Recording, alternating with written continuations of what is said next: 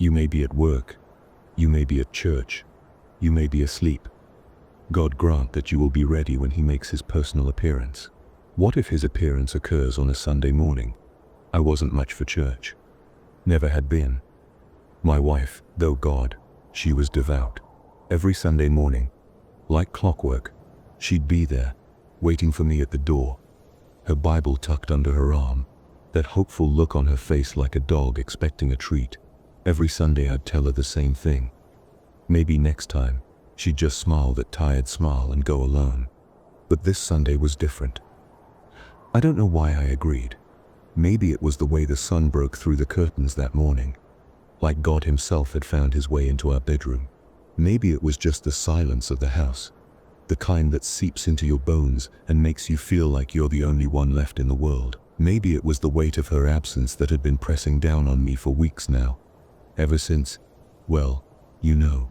So, when she asked me again, her voice soft and uncertain, I didn't say no, I just nodded, dragged myself out of bed, and got dressed. That Sunday was going to be the last time I'd ever see her alive. As we drove on, the road opened up, fields stretching out on either side, the trees thinning out. I could see the steeple in the distance now, rising up from the cluster of buildings around it. The small church sat on a patch of land just off the road, surrounded by old oak trees.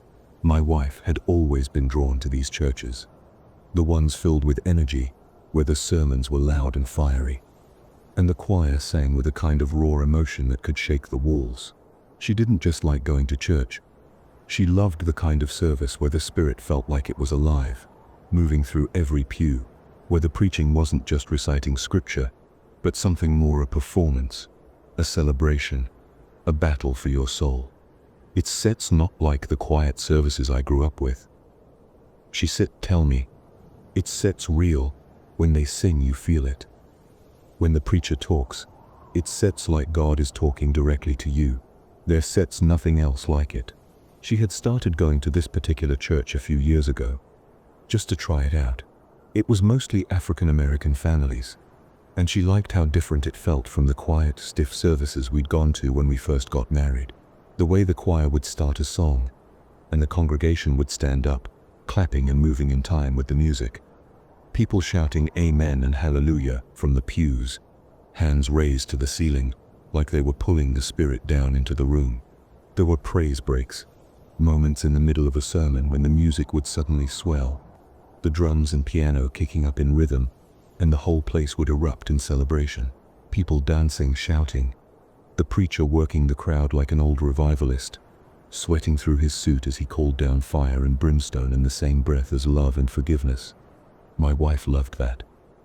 She said it was the kind of church where the Holy Spirit didn't just visit, it stayed.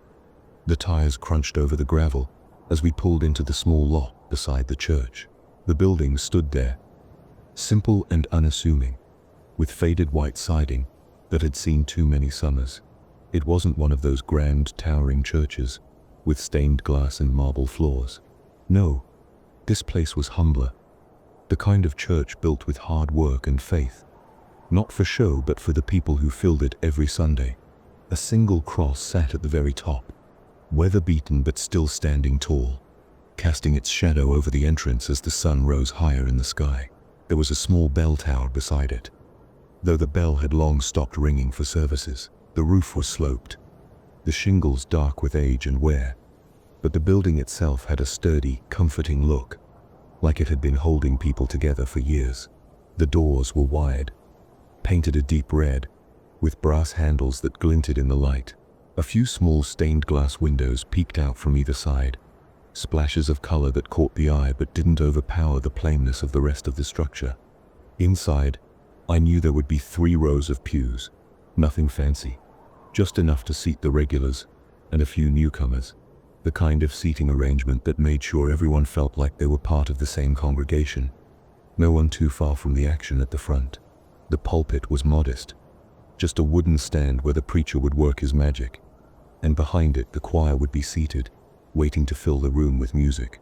We stepped out of the car, the morning air still clinging to the last traces of coolness before the Texas heat kicked in. She adjusted her dress, smoothing out the fabric before taking my hand. Together, we walked up to the entrance, her heels clicking on the stone steps. When we reached the door, she paused for a moment, turning to look at me with that soft smile of hers, the kind that said she was glad I came. I nodded, and with a deep breath, she reached for the handle.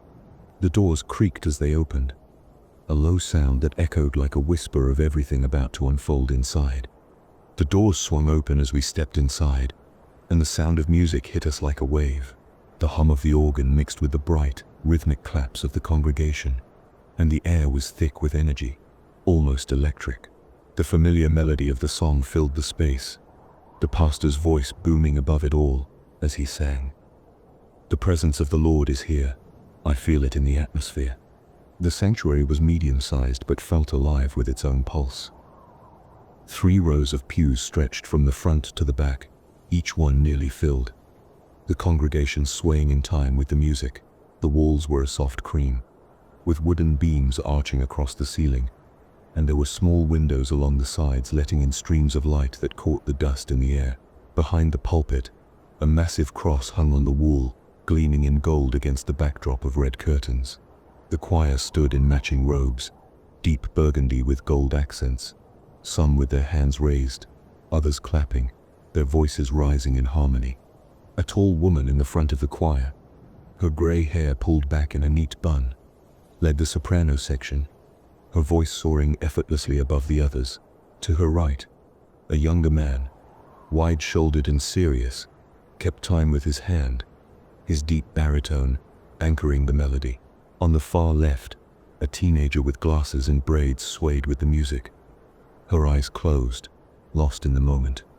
The drummer was tucked behind a glass shield off to the side, his hands flying across the kit. Each beat seemed to fuel the song, the sharp snare hits cracking like thunder. The glass shield around him was there to soften the sharpness, letting the rest of the music blend without losing the power of the drums. His dreadlocks swung as he leaned into every rhythm, his focus locked in, eyes half closed, as if the music carried him somewhere else entirely. As we walked further inside, the bass from the organ filled the room, the keys pressed by the organist who sat perched in the corner. The bass lines rumbled through the floor, vibrating underfoot, as if the very foundation of the church was caught up in the praise. Other instruments joined in, a trumpet here, the plucking of a bass guitar there, and all of it weaved together, creating something that felt more than music. It was a kind of communal heartbeat, a rhythm everyone was connected to. The congregation wasn't just sitting, they were part of the music. Hands clapped, feet tapped, and voices rose. In the pews, a middle-aged woman with her Sunday hat tilted slightly to the side stood up, raising her hands to the ceiling, eyes closed as she mouthed the words, "The presence of the Lord is here." Beside her, a man in a crisp suit nodded along, tapping his fingers against the edge of the pew. My wife squeezed my hand, leading us down the aisle as we found an empty spot on the 5th row from the front.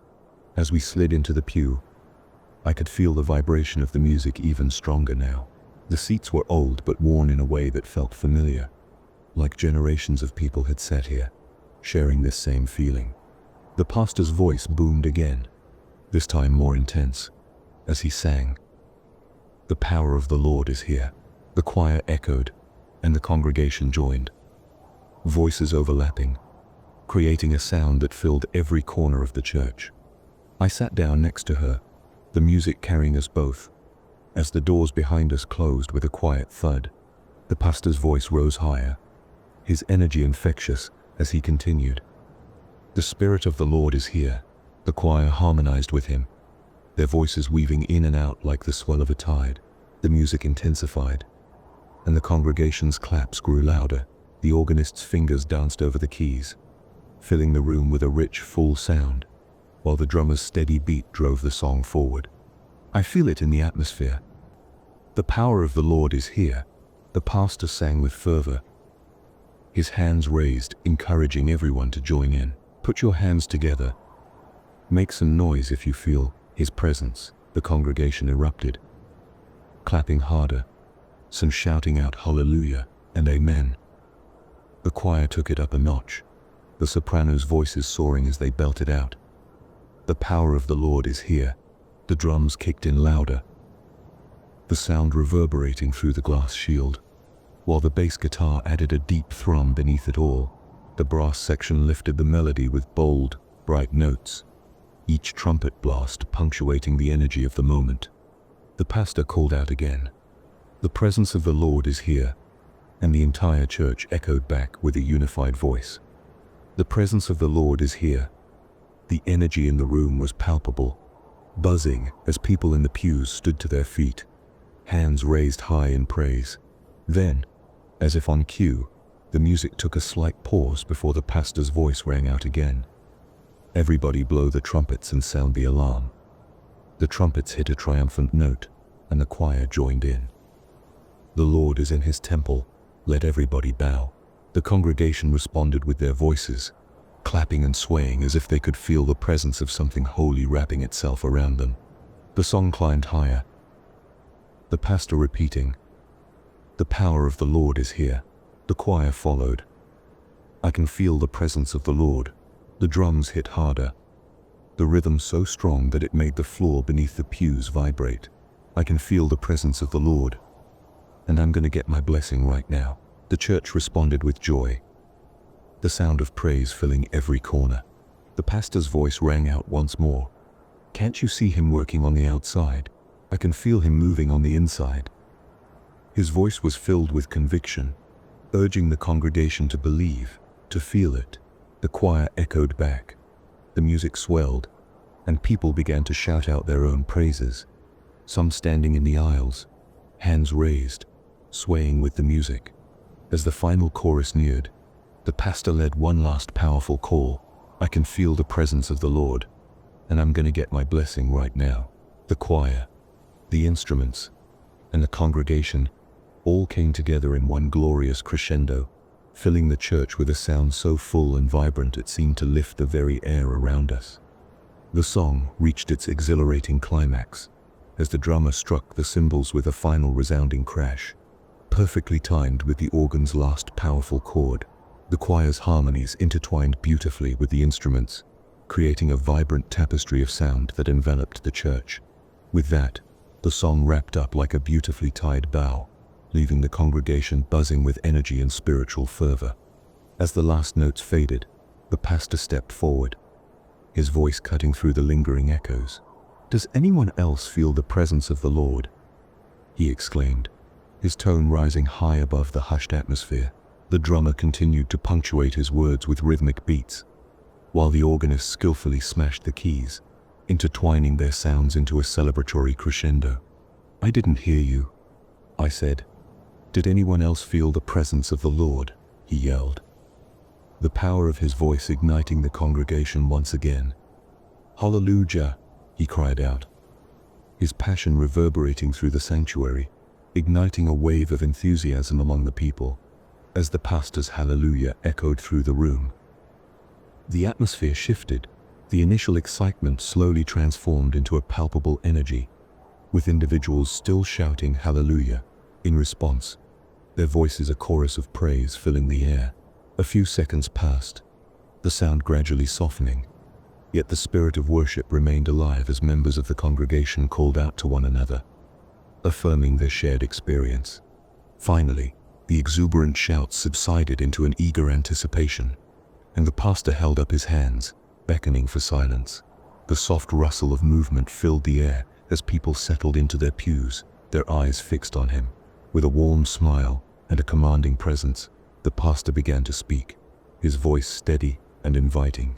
"Beloved, today we gather not just to feel his presence, but to understand the power that comes with it."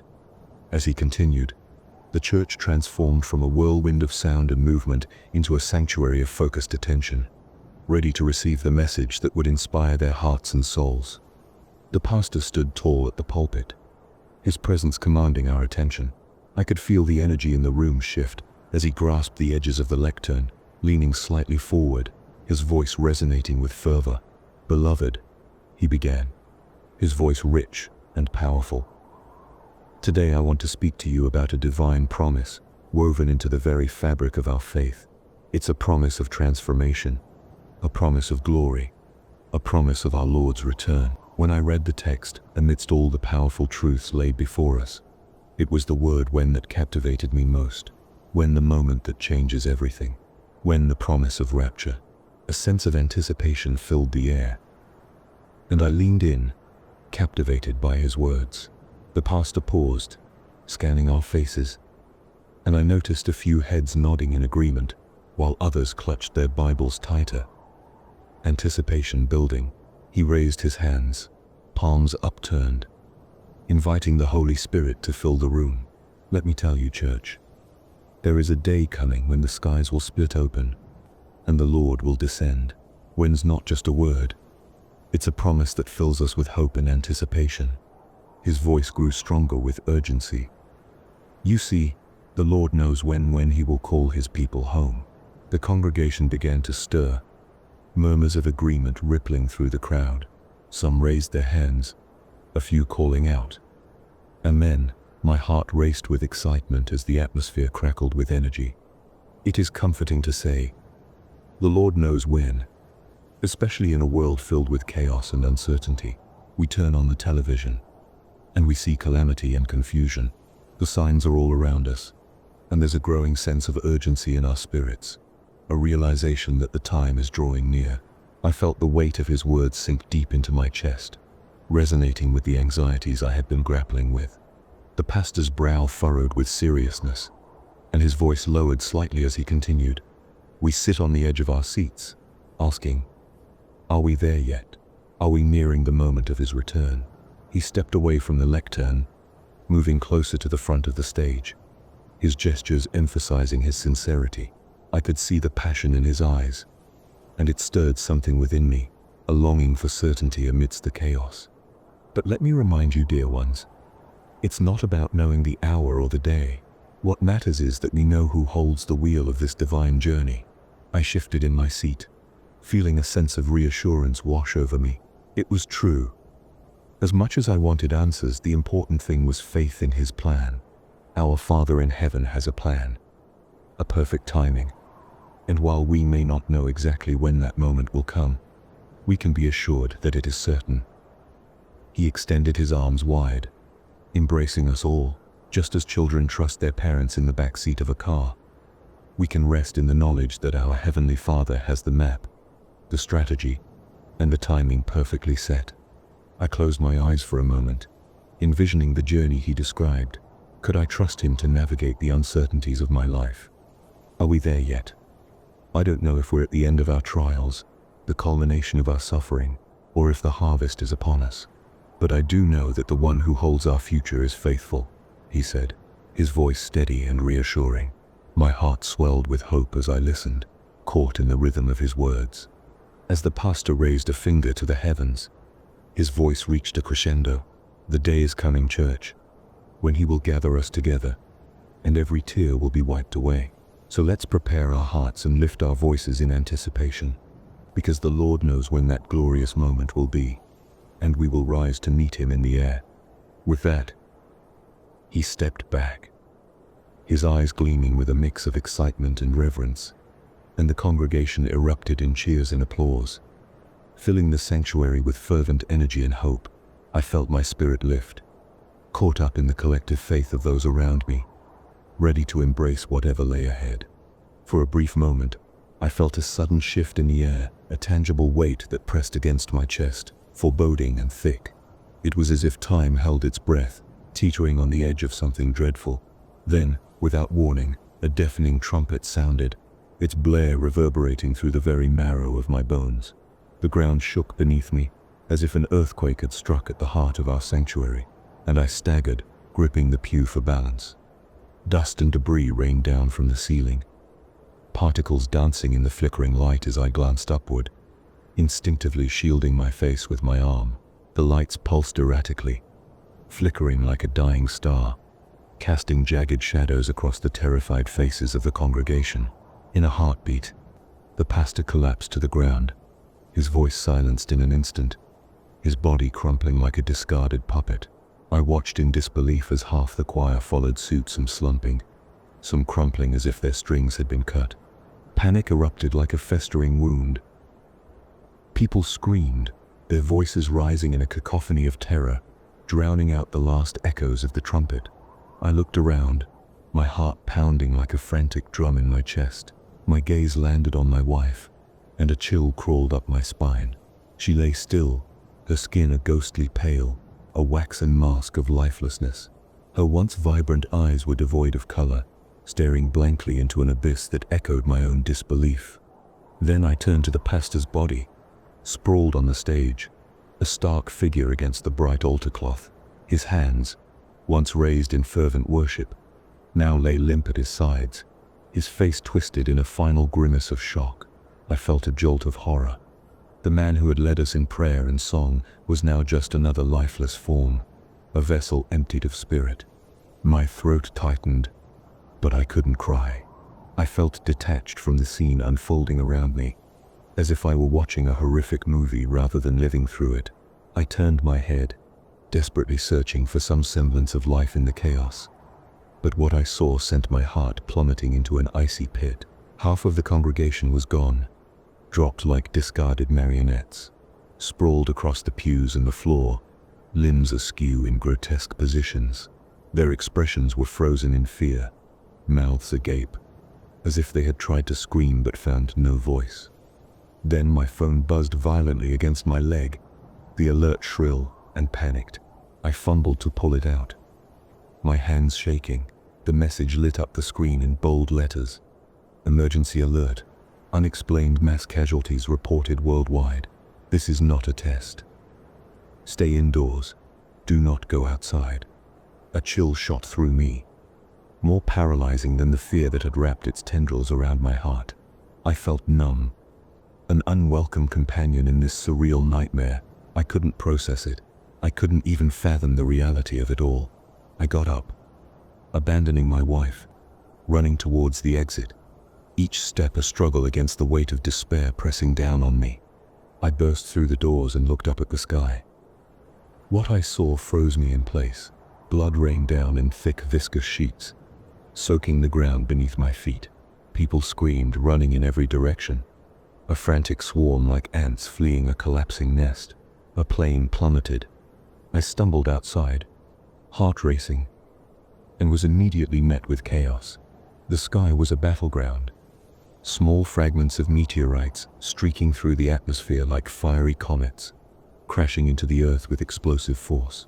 Each impact sent shockwaves through the ground, igniting flames as they struck trees, sending splintered wood flying and incinerating the underbrush.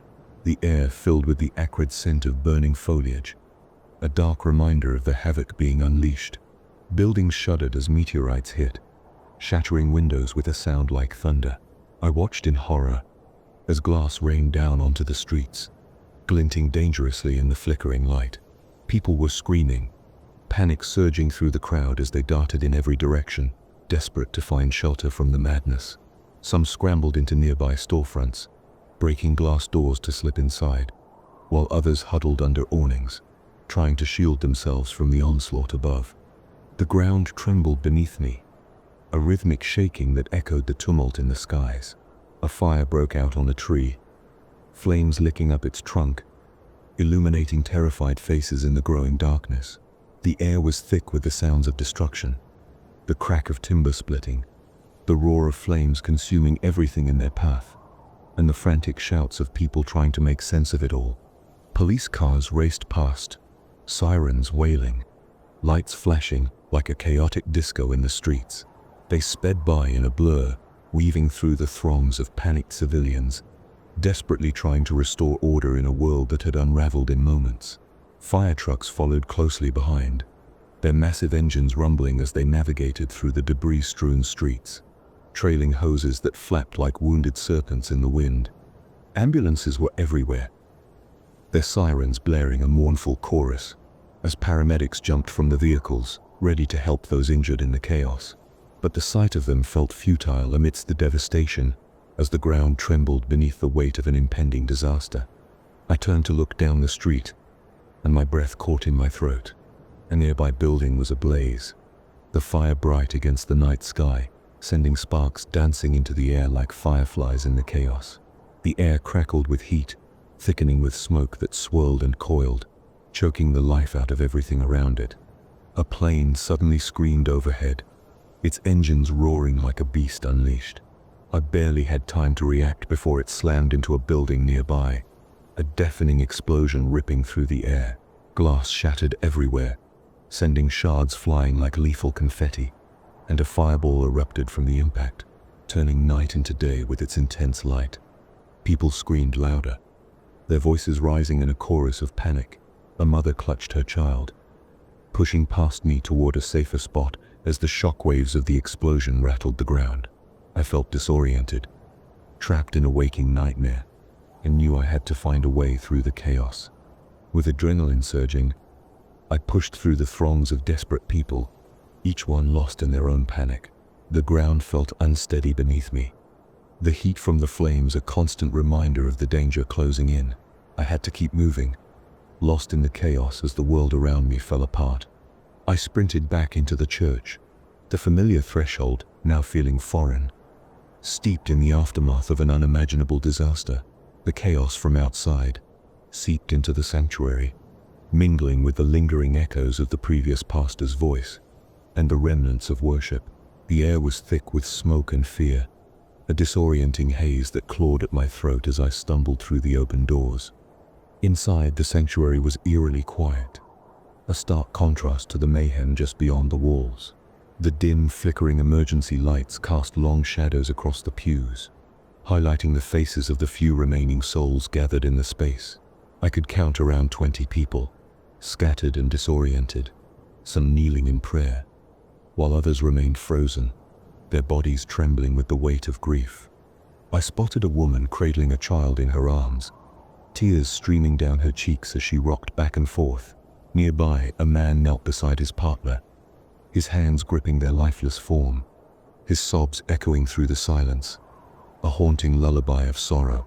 Others huddled together, embracing their loved ones who had succumbed to the chaos, clinging desperately to the remnants of life that still flickered in the sanctuary. Then, I saw him, the other pastor, still alive, standing at the front, his figure a desperate silhouette against the flickering emergency lights. His face was pale, eyes wide with horror, as he scanned the room, taking in the frantic energy that had invaded his once peaceful domain. "It sets over," he yelled into the microphone, his voice cracking with desperation. The sound echoed off the walls, a harbinger of despair. "Reset's all been left behind."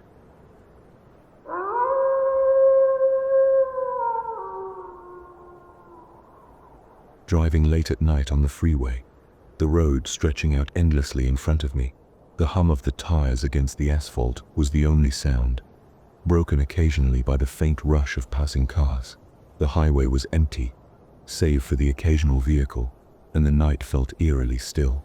My eyelids grew heavy, the fatigue of the long drive weighing on me, but just as I began to zone out, everything changed in an instant. Bright lights flashed in my peripheral vision. I squinted, trying to make sense of what was happening ahead.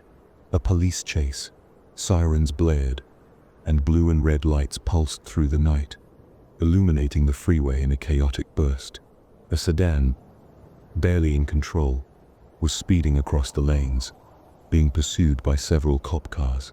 The driver of the sedan swerved erratically, narrowly missing cars as it veered dangerously from side to side. My heart raced, and I instinctively slowed down, trying to keep a safe distance. But then, in the blink of an eye, the sedan lost control. It careened across the median, smashing into the barrier before crossing over into the opposite lanes of traffic. My mind went into overdrive, my body frozen with fear, and before I could react, the sedan slammed into my car. Everything happened too quickly. Metal crunched, glass shattered, and I felt the violent force of the impact throw me from my seat. The world twisted and spun around me as I was flung into the air, weightless for a split second. Then, nothing. The world went black. I opened my eyes again, gasping for breath. Disoriented, my head was foggy, my body aching. I was lying flat on my back, but something felt off. The sensation of wearing something tight on my head jolted my mind awake. I reached up, my hand grazing the smooth surface of a helmet. Panic surged through me as I tried to pull it off, but it wouldn't budge. The room, or whatever this place was, felt different. I blinked, trying to make sense of my surroundings. The walls weren't cold or sterile like a hospital room, and there was no sense of claustrophobia. No, this was something else entirely. I stood up, my legs shaky, and looked around. I was standing in the middle of a massive, brightly lit mall. The floors were shiny, and the air was filled with the sound of footsteps and chatter. People walked by in a hurry, some chatting, others absorbed in their own worlds. The mall stretched out in all directions, with bright signs flashing overhead, advertising all sorts of things. There were tables scattered around, people eating, laughing, and browsing stores. It was vibrant, alive, a real bustling place. But something caught my eye. Everywhere I looked, there were rows of gaming stations. Some of them were empty, but others were occupied by people sitting in high-tech chairs, their faces obscured by helmets, their bodies stiff and unmoving. It was as if they were in their own worlds, just like I had been. I noticed screens attached to each station, displaying the scenes of virtual worlds I could only guess at. There were people flying through alien landscapes, some battling monsters in a medieval kingdom, others racing through futuristic cityscapes. I walked closer to one of the screens. My curiosity piqued. On it, a man was running through a dense jungle, weaving between trees. The environment so real it almost made my head spin. The graphics were so detailed, the sound so immersive. I couldn't tell if it was reality or just another simulation. I moved to another station and glanced at the screen. This time, a woman was standing in a bustling city, the lights and sounds of the streets around her almost overwhelming. She was walking alongside virtual pedestrians, but something about the way she moved felt off. Her motions were mechanical, as if she were trapped in a game, unable to break free. I looked around, my mind spinning. What was this place? How had I ended up here? Was I still trapped in some kind of game? Or was this real? I couldn't be sure. There were so many people here, all plugged into their own virtual experiences. A boy was sitting with his helmet on, playing a game where he was fighting in a grand arena, sword raised high. Another person was interacting with a digital pet, feeding it in a world that looked like a peaceful countryside. A group of teenagers laughed as they played a virtual racing game, their movements jerky as they steered their cars through a neon-lit racetrack. It was like a massive arcade, but far more advanced than anything I had ever seen before. Virtual reality was no longer just a game. It was a place where people could lose themselves, escape reality. But why was I here? Had everything that happened, the crash, the confusion, been a part of this simulation? I reached up to touch my helmet again, feeling the cool surface, the tight grip around my head. I needed answers, but I had no idea where to start. My heart pounded in my chest as I realized the horrifying truth. I wasn't in the real world anymore. I was in a simulation within a simulation, and I didn't know how to escape. Then, a screen above one of the stations caught my attention. The words "Game Over" flashed across it in bold letters, followed by a prompt virtual reality. I froze, my breath catching in my throat. Was this a game? Had everything been part of it? The crash, the sudden shift from the highway to this strange place, it all felt too real. But maybe it wasn't. Maybe none of it was real. I reached for the helmet again, my hands trembling, and in one swift motion, I pulled it off, yanking it away from my head. Everything went black again. When I woke up, I was lying in a hospital bed. The sterile smell of antiseptic filled the air, and the soft beeping of machines surrounded me. My body ached, and my head felt heavy. But this time, the sense of reality was undeniable. I wasn't in a simulation anymore. I was back. The sensation of the helmet in my hands was gone. The vibrant mall, the chaotic virtual world, had faded away like a bad dream. For a moment, I lay there, trying to piece it all together. Had it been a game, a simulation within a simulation, or had I just imagined it all? The answer didn't matter. I was back in the world that I remember, better or worse. The doctor stood at the foot of my bed, a smile on his face. His eyes met mine, and he said simply, "Welcome back to the land of the living."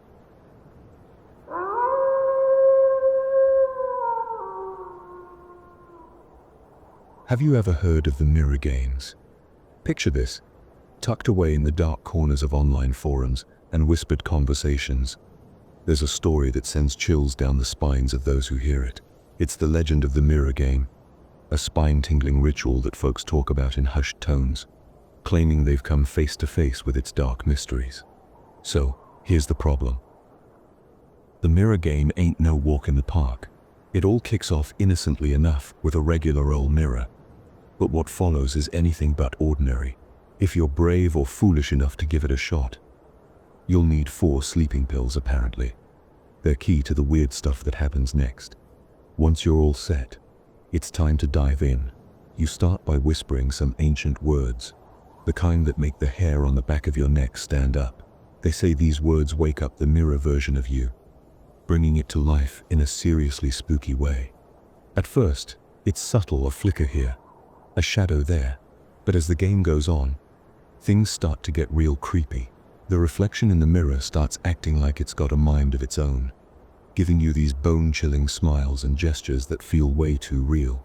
But hold on to a crucifix, because the mirror game isn't all fun and games. The deeper you get, the scarier it gets.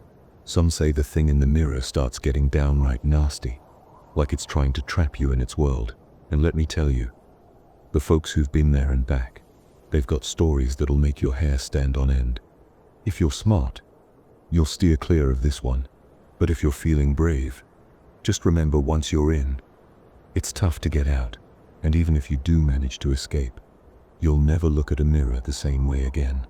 Here is one story of a teenager who played the mirror game. Yes, it's real, and it's not very popular yet, but it can be proven if you play it yourself. But I beg you, don't do it.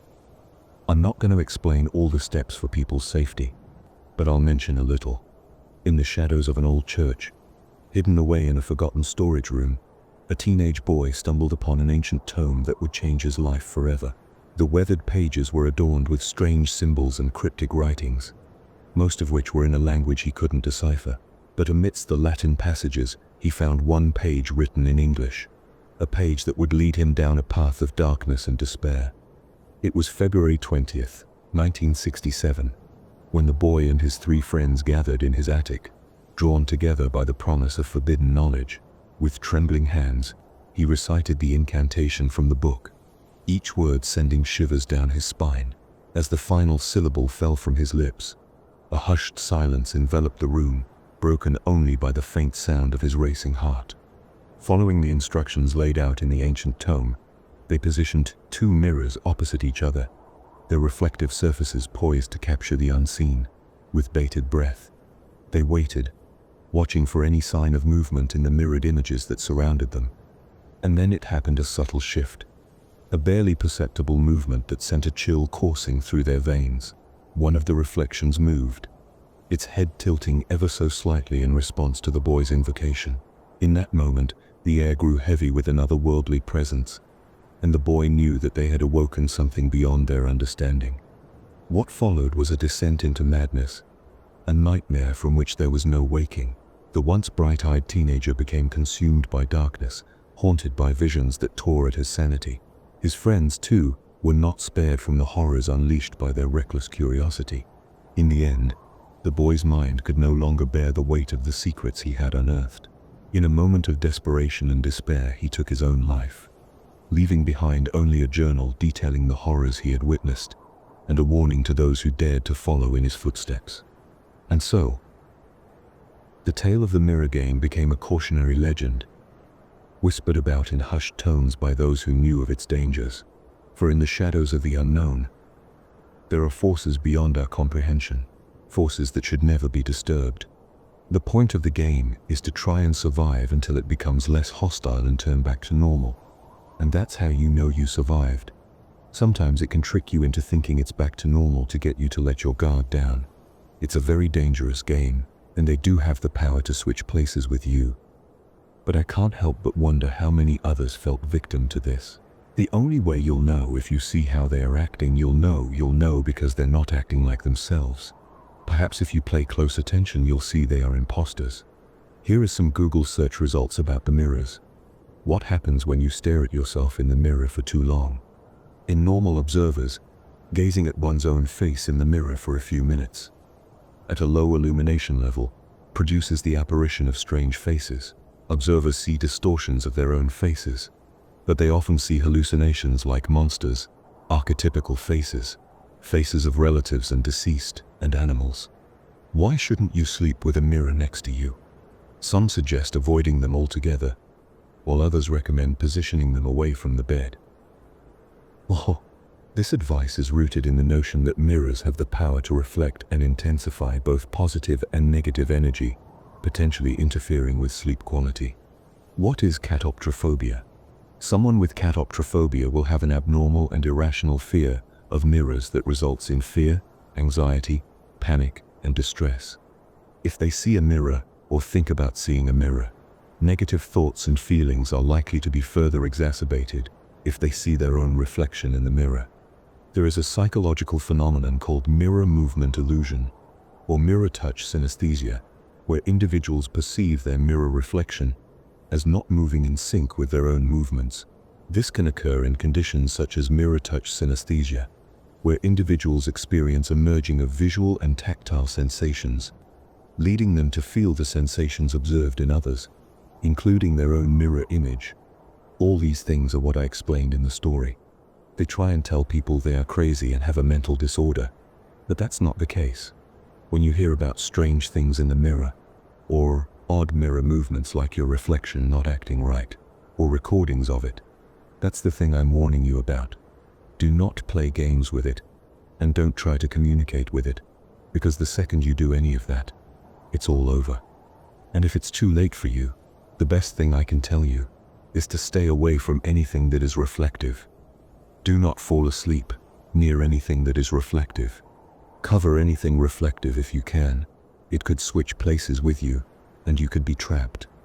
I don't know how to reverse it. The best thing I can tell you is to stay away from the mirror game. Do not tempt the creature in the mirror. The entity in the mirror is very self-aware of you. And I promise you, you do not want to play the mirror game. Do not try to trick your reflection to make your reflection to act unnaturally in the mirror. Do not try to trick your reflection to messing up, it will harm you. This is my warning. Share this warning with everyone you love. Family, friends, cousins, brothers, anyone. Or if you feel like your loved one is in danger, or you saw your reflection not acting how it should, cover your mirrors. Do not sleep near any mirrors. Do not go anywhere that has reflections. Do not play the mirror game at any circumstances.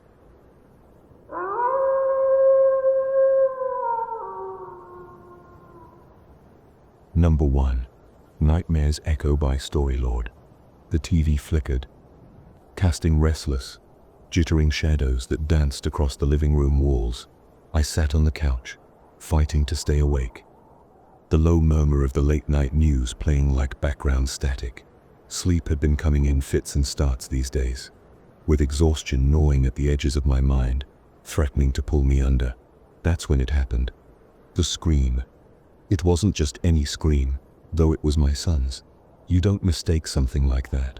It was sharp, like a nail driven into your brain. The kind of scream that rips you from whatever half-slumber you've been clinging to, and makes your heart stutter in your chest. I was off the couch before I even realized I was moving, feet slapping against the hardwood, the old floorboards creaking under my weight. The hallway felt darker than usual, like the shadows were pressing in, clinging to me. The scream still echoed in my head as I reached his room. My hand paused on the doorknob. Why? I don't know.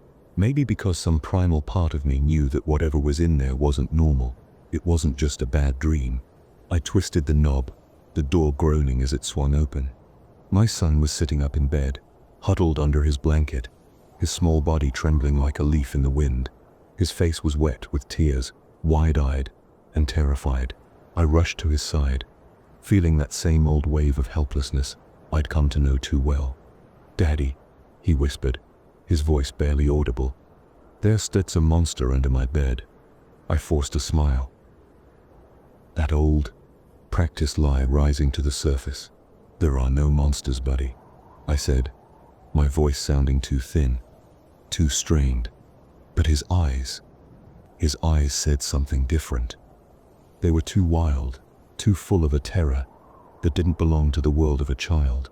He wasn't just scared, he was knowing. His finger, trembling, pointed downward toward the dark space beneath his bed.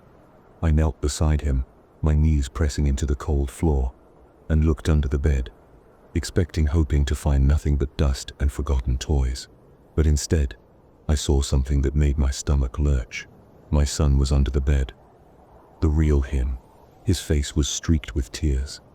His little hands clamped tight over his mouth, holding back a sob as his wide, pleading eyes stared into mine. He removed his hands just long enough to whisper, "Daddy, there sits a monster on my bed." My throat tightened. I slowly looked back up, knowing what I was about to see but praying I was wrong.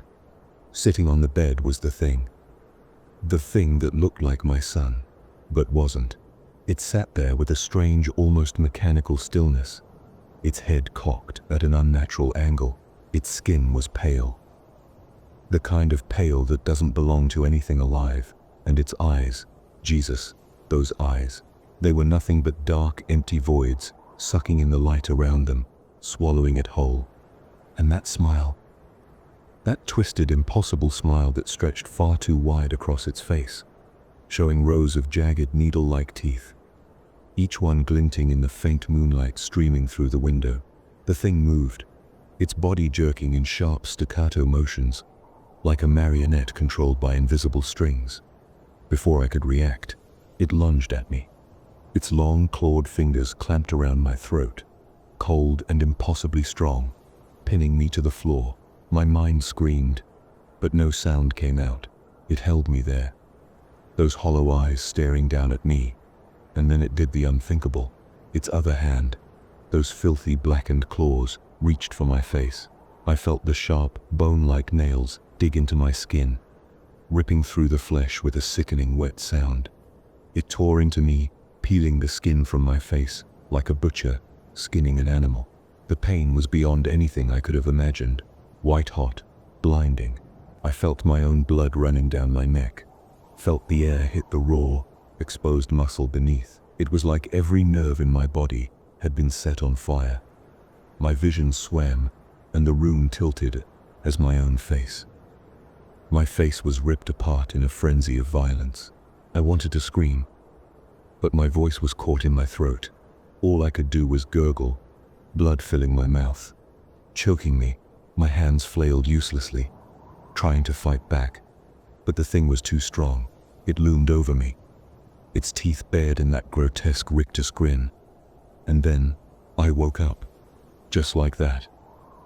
I sat bolt upright on the couch, gasping for air, drenched in cold sweat. My heart was hammering in my chest, the adrenaline still pumping through my veins. The TV was still on, the light flickering, throwing more of those damn shadows across the room. For a second, I just sat there, breathing hard, trying to make sense of it. It had been a nightmare, just a nightmare, but God, it had felt so real.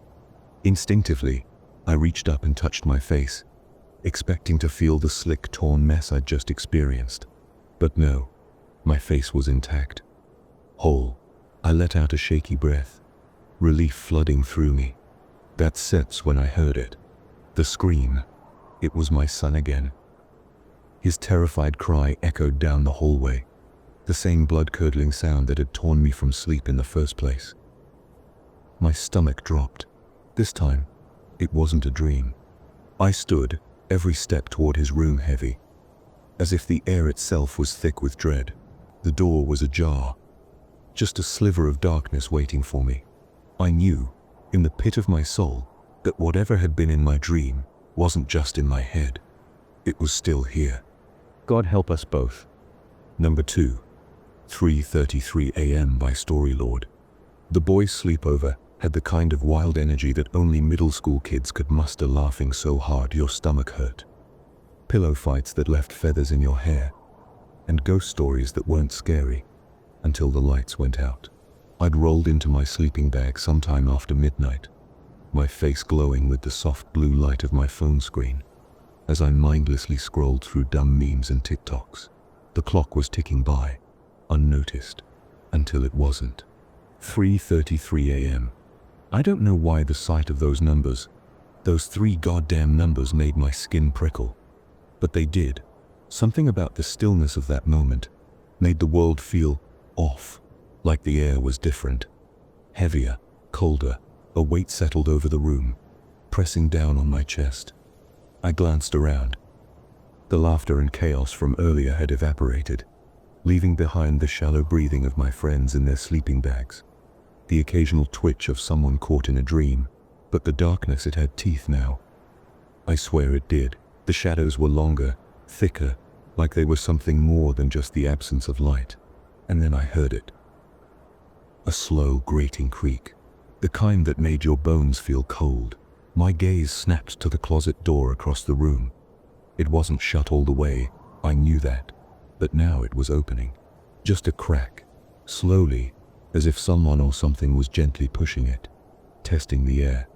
My breath caught in my throat. I waited, frozen, hoping it was just a draft.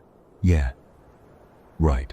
The kind of explanation adults give to brush off the thing you know you saw, but they refuse to believe in. No draft opened doors this slow, this deliberate. Another creak. The door inched open a little more, showing nothing but pitch-black darkness behind it. I stared, my heart doing a jittery dance in my chest, the kind where each beat feels like it might be the last before something terrible happens. I should have looked away. Hell, I wanted to look away, but I couldn't. It was like that door had latched onto my brain, holding me captive. Every muscle in my body screamed at me to run. But all I did was watch, paralyzed, as the darkness inside the closet began to shift. Then, it appeared, a hand, thin, grotesque, with skin like stretched leather over brittle bones, and nails so long and cracked they scraped the wooden floor. I tried to swallow, but my throat had closed up. All I could do was stare as the thing stepped out of the closet. A figure. It was human-shaped, but barely. Black hair hung in tangled clumps over its face, covering everything except the faint gleam of its eyes. They glittered in the shadows, like they could see straight through me. The rest of it was shrouded in darkness, except for those filthy nails that clicked as it moved toward me. I wanted to scream, to wake up my friends, to do something, but the words were stuck, strangled in my chest. My mom. I needed her. I needed her to tell me everything was going to be okay, that it was just a bad dream. But I knew better. I knew it wasn't Sita. Before I could blink, it lunged at me fast. Impossibly fast. Those nails found me, dug into my skin with a sickening wet rip. I felt the pain before I saw the blood, and then I was screaming so loud I thought my throat would tear. And then I woke up, just like that. One moment, that thing was clawing into me, pulling me into the blackness, and the next I was awake. The room was the same, but the light had shifted. The early hours of dawn hadn't come. Not yet. My heart was racing, beating so fast it hurt. My skin was clammy, my sleeping bag soaked with cold sweat. I sat up, trying to get a grip, trying to convince myself it had been just a dream, a nasty nightmare conjured up by too many ghost stories and too little sleep. I wiped my hands on my shirt, shaking. That sits when I saw it. 3:33 a.m. Those numbers on my phone screen again. I stared at them for what felt like forever, my breath coming in shaky gasps. My brain kept telling me it was just a coincidence. That's all. Nothing supernatural about a digital clock showing the same time twice in one night. But something was wrong. I was wrong. I turned my head, dreading what I might see, knowing deep down that whatever had come from the closet in my dream wasn't gone. It was here. And it was real. I forced my eyes toward the closet, praying the door would be shut, but it wasn't. It was open, wide open, and from inside, something moved. Something was waiting. Then, I heard it again. The creak, the slow, deliberate groan of the closet door creeping open, all over again. Number 3. Title: The Dancing Man by Storylord. I am 15 years old and live right down the street from 7-Eleven. It's about 2 minutes away, and it's 9 p.m. I am lying on the couch, watching TV, when suddenly I start craving snacks. I get up to check the pantry, only to find it empty, except for 2 bags of Cheetos, which I don't like. I head to my room to check my wallet, and find that I have about $10, knowing I can buy plenty with that amount. I decide to put on my shoes and walk to the store. "Mom, I'll be back." "I'm going to the store," I yell out. I slide on my Crocs and grab the keys, locking the door on the way out. Since I live in an apartment complex on the top floor, I walk down the stairs and exit through the gate. It's quiet at this time, and the chilly air prompts me to grab my headphones and plug them into my phone to listen to music on my way. Finally, I arrive at 7-Eleven. The store is empty, with only 2 cars parked outside. I walk in and am welcomed by the doorbell. I head to the snack aisle and pick up 2 bags of Takis and 3 packages of Reese's. There's already a man at the front, so I wait behind him as he pays for his beer and a pack of cigarettes. He appears to be in his 40s. "That'll be $4.99, the cashier says to the man. After he pays, it's finally my turn. I place everything on the counter. The cashier scans them and says, "That'll be $8.20. I give him the money, and he puts the items in a bag. "Be careful, have a safe trip," the cashier says. "Thank you, goodbye." As I walk on the sidewalk, there are no cars, and it's chilly. I feel eerie as I see a man in the distance walking towards me. I can't make him out clearly, and when he stops and doesn't move, I stop too. Looking around, I see no one else. No cars, no people, just that one man in the distance, standing there. Something feels off, not right. After what feels like forever, I take a step back, and he starts dancing. His dancing is odd. I've never seen anyone dance like that before. He looks like he's wearing a dirty red suit with a top hat and holding a walking stick. I can't see anything else but his clothing style, as he dances as if it's some sort of show. As he dances, he moves forward toward me, and my heart sinks. I can hear my heart beating loudly in my ears as he dances closer with a sinister, creepy smile. I feel trapped, as if my bones have locked up. He gets even closer, and I can make out his face, his baggy eyes, wrinkly and dirty face, and that sinister smile. I take off running, looking back as he chases after me. He's gaining on me, so I head towards the 7-Eleven store. I run so fast that I make it to the parking lot and burst through the door. I fall to the floor, out of breath, grabbing my chest. The cashier looks concerned. "Are you okay?"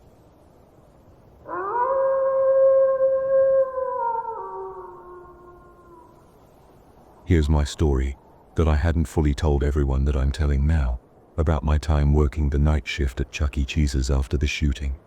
I used to work the night shift at Chuck E. Cheese's every day. In December, the pay was decent, $10 an hour. But that's not why I'm here. I'm here to tell you my story. The story of what happened after December 14th, 1993. That day was like any other. Or, so I thought. It was December 14th, 1993, when everything changed. Something terrible happened that night. Something I'll never forget. There was a shooting that left 3 kids and 1 adult injured. The kids were all so young, 17, 19. And then there was Margaret, who was 50. Not a kid, but still someone who didn't deserve what happened. I had to speak with law enforcement that night, recounting every detail of the scene, giving them my point of view. But after everything that happened that night, I was ready to quit. You see, I knew the man who did it. Nathan Dunlap. We used to work together. He was just 19, but he was like the rest of us, trying to make ends meet, clocking in and clocking out. He seemed normal, quiet, even. We didn't talk much, but when we did, there was nothing that stood out. He didn't seem like the type who would do something like this. That's what haunts me the most, how wrong I was. Nathan had been fired earlier that year, and I remember him being upset about it, but nothing more. I thought he'd moved on, found something else. But on that night, he came back. The restaurant was about to close, and there was this strange tension in the air, but I didn't pay it much mind. He walked in, just before closing, with a look in his eyes I'd never seen before. I didn't realize what it was until it was too late. He waited until the restaurant was empty. Just us employees left, cleaning up like usual. That's when he pulled out a gun. My mind froze. I couldn't believe what I was seeing. He started shooting Sylvia, Ben, Colleen, Margaret. They didn't stand a chance. He was methodical, cold. I'll never forget the sound, the chaos. I'll never forget the look on his face. I thought I knew him. I was wrong. Bobby was the only one who survived. But just barely. He played dead. And when Nathan wasn't looking, he managed to escape and call for help. But by then, it was too late for the others. Nathan stole money from the safe and left. He fled like nothing had happened, but something had happened. Something that left a stain on that place, on all of us. When the police caught him, he was almost calm, like he'd done what he came to do, and it was over. He said it was revenge, that he was angry about being fired, but that explanation never made sense to me. It was more than that. Something darker, something I'll never fully understand. I still see his face sometimes, hear his voice. I thought I knew him, but I was wrong, and that's something I'll have to live with for the rest of my life. But that wasn't the strangest part of the story. No, that was just the beginning. I'm here to tell you what happened the night I worked the late shift at Chuck E. Cheese on December 15th, 1993. I was gonna quit. After everything that happened, I was ready to walk away, but they made me an offer I couldn't refuse, $30 an hour. They were desperate, and I needed the money, so I agreed to work one last time. What happened that night shook me to my very core. Driving down the road to Chuck E. Cheese's, I couldn't shake the haunting replay of the shooting from my mind. It was as if the images of that night were burned into my memory, looping endlessly. I was afraid, my nerves frayed, but the offer of $30 an hour was too tempting to ignore.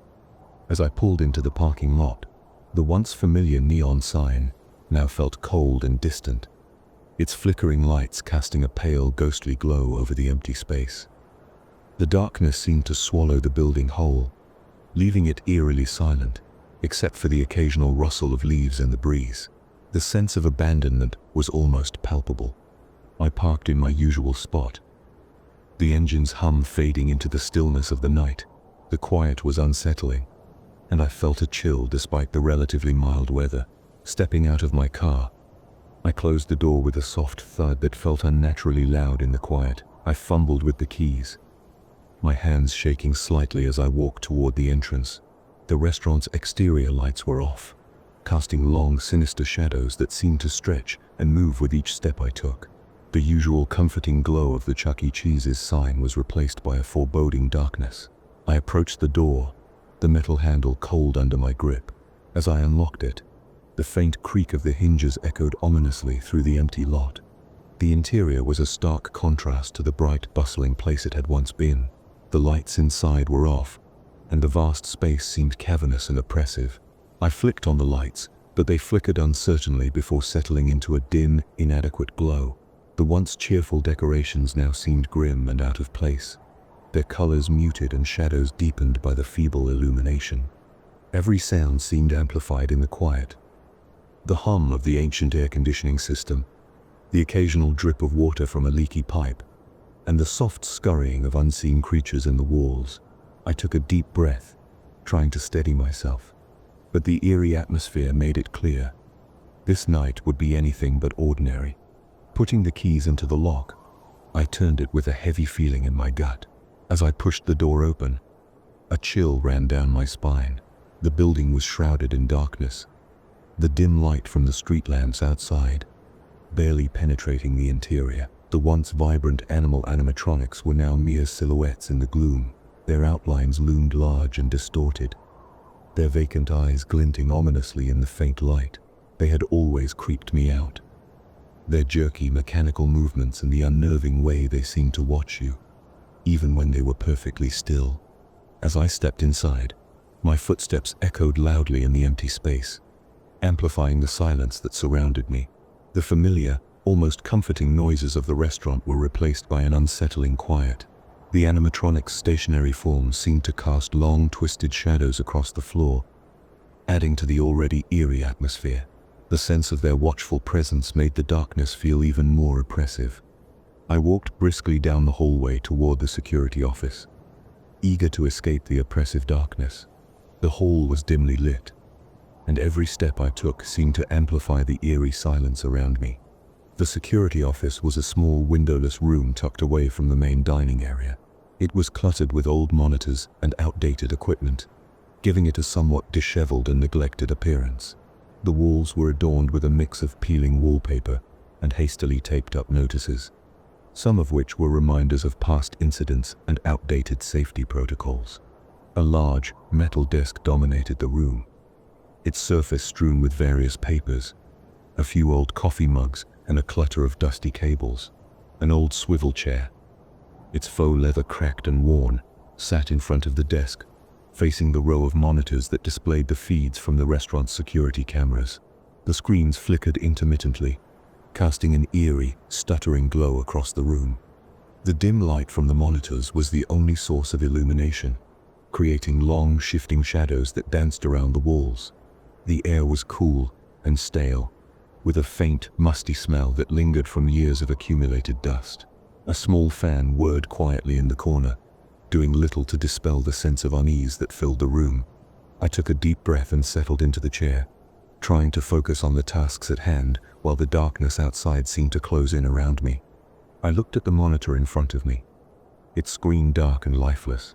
I reached over and flicked a switch, and the monitor came to life with a soft hum. The security cameras began to feed live footage onto the screen, each camera view slowly flickering to clarity. The monitors showed static at first, then gradually resolved into the familiar, albeit unsettling, images of the restaurant's various angles. The main dining area appeared empty and forlorn, with tables and chairs scattered in disarray. The arcade games stood still, their once vibrant colors now muted in the dim light. In the top corner of the screen, a live feed of the entrance showed the door I had just come through, its shadowy frame contrasting sharply with the rest of the room. The cameras seemed to capture every corner of the space, though the shifting shadows and occasional glitches in the feed made it difficult to shake the sense of unease. As I scanned through the different camera angles, I couldn't shake the feeling that something was off. The restaurant, usually so full of life and noise, now felt hauntingly empty, and the monitors seemed to magnify the silence that enveloped the place. Sitting in the chair, I tried to relax and let the hours slip by, but time seemed to stretch endlessly. The clock on the wall flashed 12:45, and I turned my attention to the monitors, trying to keep myself occupied. I focused on the stage where the animatronics were supposed to be. The feed from the camera showed the stage in its usual state, still and silent. The animatronics were positioned in their usual spots, motionless in the dim light. But then something caught my eye. The head of the mouse animatronic Chuck E. Cheese himself seemed to shift. It was subtle at first, just a slight movement that made me question my eyes. The camera angle was distorted by the low light, but it looked as if the head was turning directly towards the lens. My heart dropped into my stomach as I stared at the screen. The eyes of the animatronic, usually vacant and mechanical, seemed to be locked onto the camera with an unsettling intensity. It was as if it was staring right at me, and I couldn't shake the feeling that it was aware of my presence. I blinked, hoping to clear my vision, but when I looked again, the animatronic's head was still turned towards the camera. The eerie gaze seemed to follow me, and I couldn't tell if I was imagining things or if something truly strange was happening. The silence of the restaurant felt even heavier now, amplifying the dread that had settled in my chest. Feeling the mounting anxiety, I decided to avoid the cameras, hoping that focusing on something else might calm me down. I grabbed a pencil and paper and began drawing to pass the time. Through I was, trying to distract myself with drawing. The delicate strokes of the pencil were a small comfort against the oppressive darkness of the restaurant. As the hours dragged on, I lost myself in the creative world, but the unease never fully left me. I glanced up occasionally, reassured by the steady moment of my pencil dancing across the paper, and the faint, comforting sensation of whatever I was drawing. Eventually, I checked the time again. It was 2:35 a.m. The realization that several hours had passed made me feel both relieved and more unsettled. The restaurant was even quieter than before, and the silence seemed to weigh heavily on me. I debated checking the cameras again, but a wave of fear washed over me. The thought of facing whatever might be on those screens was daunting, and I wasn't sure I could handle seeing something unsettling again. The fear of what I might see or what I might not see kept me rooted to my seat, the pencil in my hand offering only a temporary escape from the eerie reality of my surroundings. I knew I had to check the cameras. It was part of my job, no matter how much I dreaded it.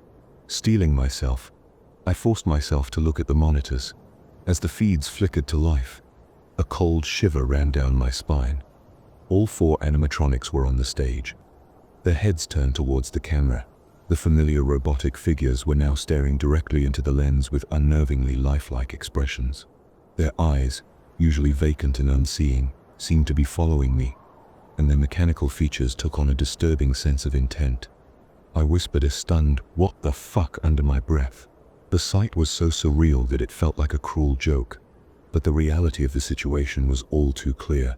The hairs on my arms and neck stood on end as the eerie stillness of the scene filled me with a deep, unsettling dread.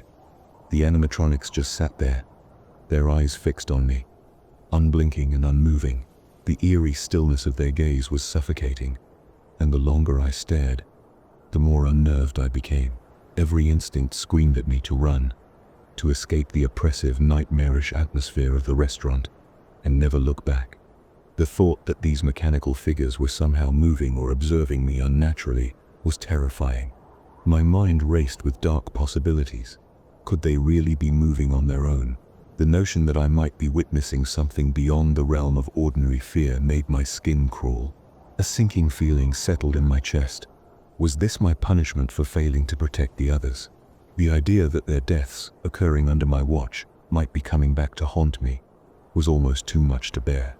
As a security guard, I was supposed to keep everyone safe, but here I was, overwhelmed by the very things I was meant to oversee. The guilt and fear combined, making the thought of staying even more unbearable. I glanced back at the cameras, relieved to see the animatronics had returned to their usual positions, no longer staring directly at the camera. The momentary sense of relief was fleeting though, as something nagged at the back of my mind. I quickly realized that something was wrong. There should have been 5 animatronics on stage, but now only 4 were visible. The absence of the mouse animatronic, Chuck E. Cheese himself, was unsettling. Where was he? The sight of only 4 figures instead of the usual 5 filled me with a fresh wave of anxiety. The missing animatronic seemed to amplify the eeriness of the situation, and the silence in the restaurant felt even more oppressive. I had to figure out where Chuck E. was and why he was no longer on stage. But the fear of what I might find made the thought of investigating even more daunting. I stayed perfectly still, straining to listen for any sound that might indicate someone or something approaching. The silence was thick, punctuated only by the distant hum of the restaurant's aging equipment. Then I heard it. Faint, almost imperceptible footsteps growing closer and closer to my office. Each step seemed to echo louder in my ears, making my heart race uncontrollably. The sound was steady, deliberate, and it sent a jolt of terror through me. I was on high alert, every muscle tensed, ready to bolt at the slightest sign of danger. The money I was making felt insignificant compared to the fear and dread I was experiencing. No amount of cash was worth facing whatever was creeping up to my office. My mind raced with thoughts of escape, but I couldn't shake the feeling that I was already in too deep. The voice that echoed through the office was unmistakable. "Welcome to Chuck E. Cheese's, where a kid can be a kid." It sounded eerily like Chuck E. Cheese himself, but distorted by the unsettling context. My heart pounded violently in my chest as I remained frozen in my seat, the sound of the voice chilling me to my core. The footsteps drew nearer, and then I heard the knocking at the door. The rhythmic, insistent thuds seemed to shake the very walls of the office. I had no intention of answering. The fear was overwhelming. The knocking grew louder, more urgent, and I felt trapped in a nightmare where I couldn't escape. My mind raced as I looked around the office for a place to hide. The room was small and cluttered, with no real cover to speak of. Fortunately, there were 2 doors in the room. If I was cornered, I'd have a chance to flee through the other exit. My hands shook as I planned my escape, knowing that if I needed to, I could use the second door to make a run for it. The creeping dread remained, but the thought of a possible escape route gave me a sliver of hope amidst the terror. After what felt like an eternity of taunting, the door was suddenly and violently smashed open with a single forceful push. Standing there was a towering, nightmarish figure, its features grotesquely distorted and unsettling. Without a second thought, I bolted from my chair and sprinted towards the exit, my breath coming in ragged gasps. The pounding of heavy footsteps echoed behind me, growing louder and more menacing as I ran. Glancing towards the stage, I saw the remaining 4 animatronics staring at me, and one of them was now moving to join in the chase. I burst through the front door of the building, ignoring the terrifying sight behind me. My car was just a few yards away, and I ran straight for it, fumbling with my keys as I struggled to unlock the door. I threw myself into the driver's seat, heart pounding and hands shaking, and quickly started the engine. The car roared to life, and I peeled out of the parking lot, my eyes fixed on the road ahead. As I sped away, the sense of impending danger slowly faded, though the adrenaline still coursed through me. I didn't dare look back, focusing solely on getting as far away from that nightmare as possible. The relief of escaping, even if only temporarily, washed over me, though the memory of that harrowing night would undoubtedly haunt me for a long time. Later that day, the decision was made to demolish the building. The restaurant that had once been a place of joy and laughter was now reduced to rubble. The news of the demolition was almost a relief. The place had become a haunting reminder of the terror I had experienced. I never returned to Chuck E. Cheese's again. The memories of that night and the sight of the animatronics would linger in my mind, and the thought of working there again was unbearable. The restaurant, now just a heap of debris, was a stark symbol of the nightmare that had unfolded, and it was clear that chapter of my life was permanently closed. At 65 years old, I look back on my life with a sense of fulfillment. I dedicated my career to serving as a police officer, and after many years, I've retired with pride, knowing I made a lasting contribution to my community. If there's one lesson I hope you take from my story, it's this: be the change you wish to see in the world, and remember, when it comes to your children, don't let fear hold them back. Just because one apple is rotten doesn't mean the whole barrel is spoiled. Let them experience the joy of places like Chuck E. Cheese, and trust in the good that still exists in the world.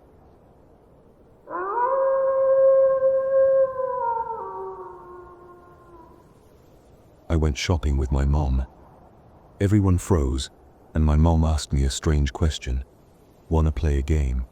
As I walked down the brightly lit aisles with my mother, the hum of the overhead fluorescent lights created a steady, almost rhythmic backdrop. My mother pushed the shopping cart with practiced ease, her focus shifting between the racks of clothes and the ever-growing pile of items in the cart. The faint scent of fresh fabric mingled with the occasional hint of detergent, filling the air. My eyes wandered over the colorful display of jackets, each one vying for attention. Suddenly, a vibrant Dragon Ball Z jacket caught my eye, its bold design standing out against the more muted tones of the other garments. The jacket seemed to shimmer with the promise of adventure, its bright colors and intricate graphics a striking contrast to the more mundane items around it. "Mom, can I have that one?" I asked, my voice tinged with both excitement and a hint of hesitation. I pointed at the jacket, my heart racing slightly as I waited for her response. She glanced at the jacket, her expression softening as she took in the familiar design that had been a part of my childhood fantasies. Without missing a beat, she gave me a reassuring smile. "Get it," she said, her tone both casual and affectionate. With a sense of triumph, I reached for the jacket and carefully placed it among the other clothes in the cart. The cool, smooth fabric felt comforting in my hands, a tangible link to the adventures and heroes I admired. As we continued our shopping, the jacket seemed to hold a special place in the cart, a symbol of both my mother's support and my own small victories. As we left the clothes aisles, the bright, cool colors of the clothing section gave way to the warm, inviting tones of the food aisle. The air was filled with the aroma of fresh produce and baked goods, a comforting mix that hinted at the promise of a satisfying meal. Shelves lined with neatly arranged cans and boxes seemed to stretch endlessly before us. My mother pushed the cart along with a steady rhythm, her movements relaxed but purposeful. She began selecting items for dinner, her familiarity with the store evident in the way she navigated the aisles with ease. Turning to me, she asked, "What do you feel like eating, Jamie?" Her voice was gentle, a mix of curiosity and affection. I weighed my options, mentally sifting through the array of possible meals. Thoughts of savory dishes and comforting favorites raced through my mind until one clear choice emerged. "Can we eat spaghetti with cheese?" I asked, the image of a hearty, cheesy plate of spaghetti making my mouth water. Her face lit up with a warm, encouraging smile. "Of course," she replied, her tone both affirming and reassuring. As she continued selecting ingredients for our dinner, I felt a sense of contentment, knowing that our meal would be both delicious and a small shared joy. After we gathered everything we needed, we made our way to the checkout area. The store was bustling with the usual mix of chatter, beeping scanners, and the soft rustle of plastic bags. We stood in line behind 3 people and their kids, the line moving at its usual slow pace. Suddenly, everything stopped. At first I didn't notice, lost in my own thoughts, but then the silence became unsettling. I looked around, confused by the abrupt stillness. Everyone around me had frozen in place, their actions suspended mid-movement. A mother reached for her child, a cashier's hand hovered over the scanner, and the children in front of me were caught in mid-laugh, their faces eerily still. Time hadn't stopped, at least. Not completely. I could still see the slight sway of the jacket on my mother's back, the fabric shifting almost imperceptibly, as if caught in a faint breeze. But everyone else was unnervingly motionless, like mannequins in a bizarre display. My heart began to race, a creeping sense of dread washing over me. Was this some kind of joke? A prank? But there was no laughter, no one snapping out of it to yell, "Gotcha." Just the oppressive silence and the frozen figures all around. "Mom, you okay?" I asked, my voice shaky and uncertain. But she didn't respond, her eyes blank, staring straight ahead, as if locked in a trance. Panic gripped me as I looked around, searching for any sign that this wasn't real. But the stillness was absolute, leaving me alone in a world that had inexplicably come to a halt. Then suddenly, my mom's head turned slowly toward me. Her movements were stiff, almost robotic, as if something was pulling the strings. "Want to play a game?" she asked, her voice sweet but tinged with something unnervingly wrong. The smile that stretched across her face was twisted, unnatural, as if someone had forced it there. It wasn't the warm, comforting smile I knew. It was off, unsettling, making the hairs on the back of my neck prickle with fear. My heart pounded in my chest, and a cold sweat broke out on my forehead. "What is this?" I stammered, my voice barely above a whisper. The words caught in my throat as I tried to make sense of the nightmare unfolding before me. But she didn't answer. She just stared at me, unblinking, her eyes vacant yet somehow intense, like a doll's lifeless gaze. The silence stretched on, the tension in the air thick enough to choke me. Every second felt like an eternity, the world around me frozen in a surreal, terrifying tableau. Then, out of the corner of my eye, I noticed one of the children in front of us. He turned his head toward me with the same eerie slowness, his face mirroring my mom's disturbing expression, his lips curled into that same unnatural smile. Too wide, too forced, as if it were glued onto his small face. "Wanna play a game?" he echoed, his voice a chilling mimicry of my mother's. A wave of terror washed over me. As I realized this wasn't just my mom, whatever this was, it was spreading. The boy's eyes locked onto mine, just like my mom's, not blinking, not moving, just staring with an intensity that seemed to pierce right through me. My mind raced, trying to understand what was happening, but all I could think was that this wasn't my mom. It couldn't be. Something had taken over her, taken over them, and it wanted me to play along. With a shaky voice, I forced myself to speak, the words barely escaping my lips. "What happens if I say no?" I asked, my voice trembling, the fear wrapping around my throat like a vice. My eyes darted from my mom to the child, searching desperately for any sign of recognition, any hint of the people they once were, but all I found were those empty stares, their eerie smiles still frozen in place. The seconds dragged on, each tick of the clock distorted, time itself feeling warped and twisted. I couldn't shake the sensation that something was fundamentally wrong, as if I had slipped into a place where the rules of reality no longer applied. "Wanna play a game?" it asked again, the voice coming from my mom's mouth. But it wasn't really her. The words were the same, but they carried a dark, hollow tone, devoid of any warmth or familiarity. It was like hearing an echo from deep within a cavern, empty and soulless. Panic surged within me as I debated my next move. Should I say yes? Should I refuse?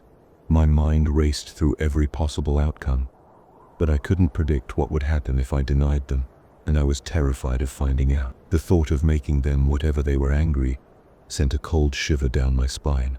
I just wanted this to be over, to escape this nightmare. With a shaky breath, I swallowed my fear and whispered, "Yes." The word hung in the air, heavy and uncertain. My heart pounded in my chest as I waited, hoping, praying that this would end, that they would let me go. But as the word left my lips, a cold realization settled in. I had just agreed to something I didn't understand, something that felt dangerous and deeply wrong, and there was no turning back now. Then, it tilted its head slightly, its movements unnervingly smooth, like a puppet on invisible strings. "Hide and seek. Truth or dare. Game of 21 questions." It offered, the same unsettling, syrupy tone clinging to each word. The way it spoke sent a shiver down my spine, each option feeling like a trap, a no-win situation disguised as a simple game. I sat there, my mind racing as I tried to figure out which game would be the safest. Hide and seek, truth or dare, or 21 questions. My thoughts swirled, fear clouding my judgment. Hide and seek seemed like the best choice. I could find a spot, stay hidden, and maybe I wouldn't be found. If I could just win the game, maybe this nightmare would end. I turned to her, no, to the thing wearing her face, and finally made my decision. "Hide and seek," I said, my voice trembling slightly. Her smile didn't yet falter. If anything, it grew more sinister, stretching impossibly wide across her face. "Okay," she agreed, her tone dripping with malice. "Now here are the rules. If I catch you before it turns 6 o'clock, you lose the game." Confusion twisted in my gut as I tried to make sense of what she said. "What happens if I lose?" I asked, the question hanging in the air, heavy with dread. Her smile grew even wider, her eyes gleaming with something dark and malevolent. "Just don't get caught," she replied, the words lingering like a threat, her sinister grin never wavering. The weight of her words sank into me, chilling me to the bone. This wasn't just a game, there was something far more dangerous at play, and the stakes were higher than I could have ever imagined. I didn't know what would happen if I lost, but her smile told me everything I needed to know. Losing wasn't an option. As soon as the last word left her lips, she began counting. her face still locked in that sinister, unchanging smile. 1, 2, 3, 4, 5. The numbers rolled off her tongue, each one sending a spike of fear through me. Without a second thought, I bolted, running as fast as I could out of the store. My heart pounded in my chest, my pulse racing with terror. The world outside was just as eerie as inside. Everyone was still frozen, caught in mid-action as if time itself had fractured. As I sprinted past, I saw a man, his wife and their kids standing still as statues. But then as I rushed by, the man's head turned slightly, his eyes locking onto mine. "I can see you through everyone," he called out, his voice sending chills down my spine. Without breaking his gaze, he began counting 2, 9, 10, 11, 12. His words faded into the distance as I pushed myself harder, desperate to find a place to hide. Ahead of me, the freeway loomed, cars still moving along it. I couldn't tell if the drivers were frozen too, but they kept driving, an unnerving sight in a world otherwise paralyzed. I had no choice but to cross. My breath came in ragged gasps as I dodged the oncoming cars. My fear of being hit outweighed only by my need to escape. Somehow, I made it across, my legs shaking from the close calls. On the other side, I spotted a McDonald's, its golden arches glowing in the dim light. I ran toward it, hoping to find refuge. But as I got closer, I glanced through the window. Everyone inside was frozen, just like the others. My heart sank. How were the cars still driving if everyone else was frozen? The question rattled around in my mind, but there was no time to ponder it. I remembered the man's words. "I can see you through everyone." A deep sense of unease settled in my gut. If he could see me, maybe others could too. The McDonald's might have been a trap, a place where I could be easily found. I quickly changed my mind, veering away from the restaurant and looking for a more secluded spot. My eyes darted around, searching for somewhere, anywhere safe. In the distance, I spotted a narrow alley, dark and quiet, far from the main road. It was risky, but it might be my best shot at hiding. Without wasting another second, I sprinted toward the alley, the chilling sound of counting still echoing in my ears as I ran, knowing that the clock was ticking down to 6 o'clock. I made it to the alley, my breath coming in ragged gasps. The narrow space was littered with shadows, dark and foreboding, but it felt safer than the open street. My eyes locked onto a large dumpster tucked away in the corner, its rusty metal sides offering a grim sort of refuge. I hesitated, my mind racing. Should I climb in? It would be a tight fit, dark and filthy, but it might be the only way to make it harder for them to find me. With the counting still echoing in my mind, I made my decision. I lifted the heavy lid and clambered inside, the stench of garbage hitting me like a wall. I squeezed into the cramped space, curling up as tightly as I could. The lid closed above me with a dull thud, plunging me into near-total darkness. I tried to slow my breathing, the foul air thick and stifling. As I waited, hours seemed to stretch into eternity. As I lay there, the sounds of the outside world muffled and distant. My body grew weary, exhaustion creeping in from the adrenaline crash.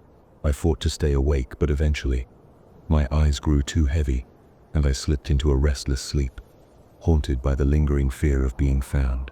I was jolted awake by the harsh creak of the dumpster's lid being opened. Panic surged through me as I squinted up, the bright light stinging my eyes. A woman stood above me, her face a mix of shock and concern as she tossed a bag of trash into the dumpster. "Oh my God, you must be the boy who was reported lost. Your parents are worried sick about you," she exclaimed, her voice filled with relief, her words barely registered. My mind too foggy and disoriented from sleep. One question pounded in my head, drowning out everything else. "What time is it?" E looked up at her, my voice hoarse and urgent. "What's the time?" I asked, my heart racing, as I awaited her answer. She paused, pulling out her phone from her pocket. "It's 5:56, she said, her voice kind but insistent. "Come on, your mom would want to see you." 5:56. 4 minutes left. The countdown was almost over. Fear gripped me as I realized how close I was to the end of the game. Every second mattered. And now I had to make it until 6 o'clock without getting caught. The woman didn't know what was happening. How could she? But I knew I couldn't go with her. Not yet. But how could I explain that? How could I convince her to leave me here? To let me hide for just a little longer? Panic flared inside me as I scrambled to think of a way out, knowing that if I didn't, I might not survive to see 601. Or was it all in my head? The thought gnawed at me. Was this some sort of hallucination? Like schizophrenia? The possibilities spiraled through my mind, each more terrifying than the last, but none offering any real answers. I couldn't shake the feeling that this was something beyond comprehension, something lurking just out of sight. But with no other options, I decided to go with the woman, hoping that whatever horror I had faced was over. As we walked together, she glanced down at me, her face now calm and reassuring. "What's your mom's number?" she asked, her tone gentle. I recited it automatically. 409-445-5456. My voice hollow, still shaken by everything that had happened. She dialed the number, putting the phone on speaker, and we waited as it rang.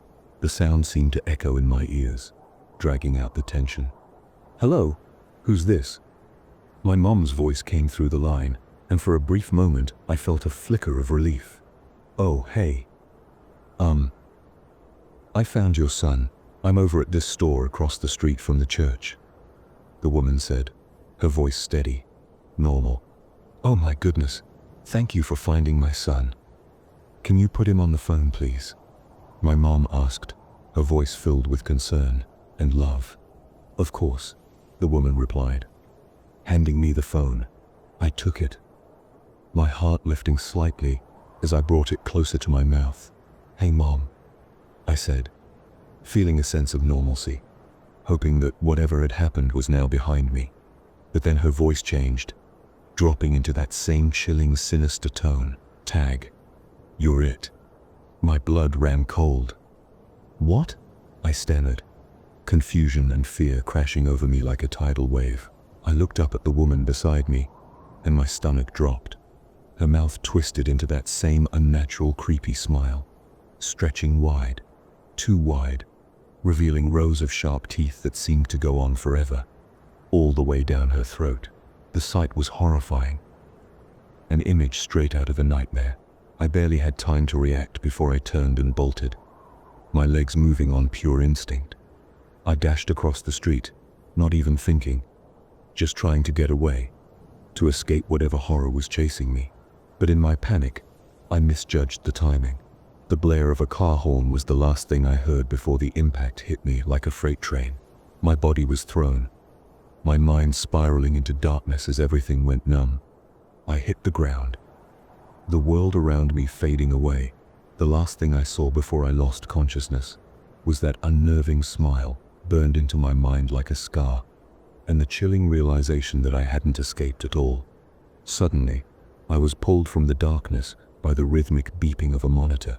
The sound was steady, almost soothing, as it pulled me back into consciousness. My vision was blurred, but I could make out a figure sitting beside me. My mom. I tried to turn toward her, but pain shot through my body with even the slightest movement.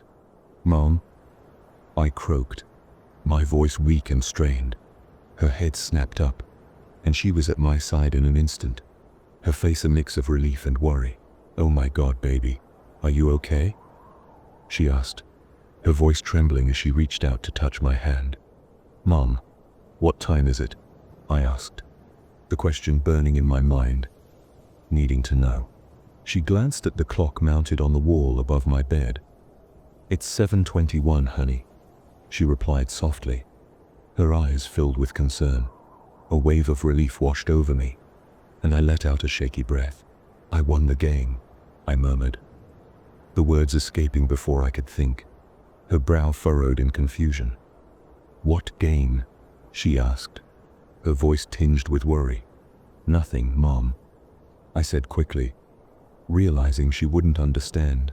How could she? What I had experienced was beyond explanation, beyond anything that could be easily believed, so I left it at that, burying the memory deep inside. The driver, please, perspective. Oh my God. The driver's heart raced as his car slammed into the boy who had suddenly appeared in front of him. He skidded to a stop, hands shaking as he gripped the steering wheel, the horror of what just happened sinking in. His breathing was ragged, panic settling in his chest. But when he looked up, what he saw made his blood run cold. In the middle of the street, a woman stood motionless. A grotesque smile stretched across her face. Her movements were unnatural, stiff, robotic. Almost, the world around her kept moving. Smoke from the car's engine drifted in the air. The blood from the impact slowly pooled on the asphalt. Yet everyone else, the pedestrians, the bystanders, remained frozen, their bodies locked in place as if under a spell. It was as though time itself hadn't stopped, but the people had, frozen in some nightmarish tableau. The woman was the only one moving, and she did so in a way that defied logic, her limbs jerking unnaturally as she approached the driver's side window. The closer she got, the more the dread inside him grew, the realization dawning that whatever was happening was beyond any rational explanation. She finally reached the window, leaning in close, her face almost pressed against the glass. The smile on her face was impossibly wide, revealing rows of sharp teeth. Her eyes, cold and empty, bored into him, making his skin crawl. Then, in a voice that was both playful and menacing, she asked, "Want to play a game?" The world around them seemed to hold its breath, leaving the driver trapped in a moment of pure terror. His mind raced, trying to process what was happening. But there were no answers, no escape. All he knew was that he was now part of something terrifyingly beyond his control, a game with rules he couldn't begin to understand. As the eerie stillness pressed in on him, he realized there was no winning, only surviving.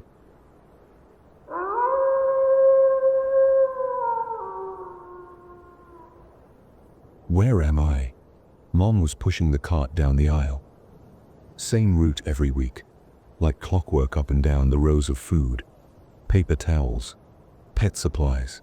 The store was cool, that AC blowing hard, like it was desperate to convince us it wasn't Texas in mid-July outside. The kind of heat that made your skin feel like it was shrinking on your bones. I swear, even the grocery store felt like it was trying too hard to keep it together. Bright white tiles, shelves stocked in perfect rows, like soldiers all dressed up for inspection. Neat and organized. Too neat. Mom stopped in front of the canned goods. She picked up a can of chili, squinting at the label like she was reading ancient hieroglyphs. "How about chili dogs for dinner?" she asked, flashing me the same tired smile she always gave when she was trying to make things sound fun. Chili dogs. Great. But I nodded, because it was easier than saying no. And hell, I liked chili dogs well enough. There were other people around, of course.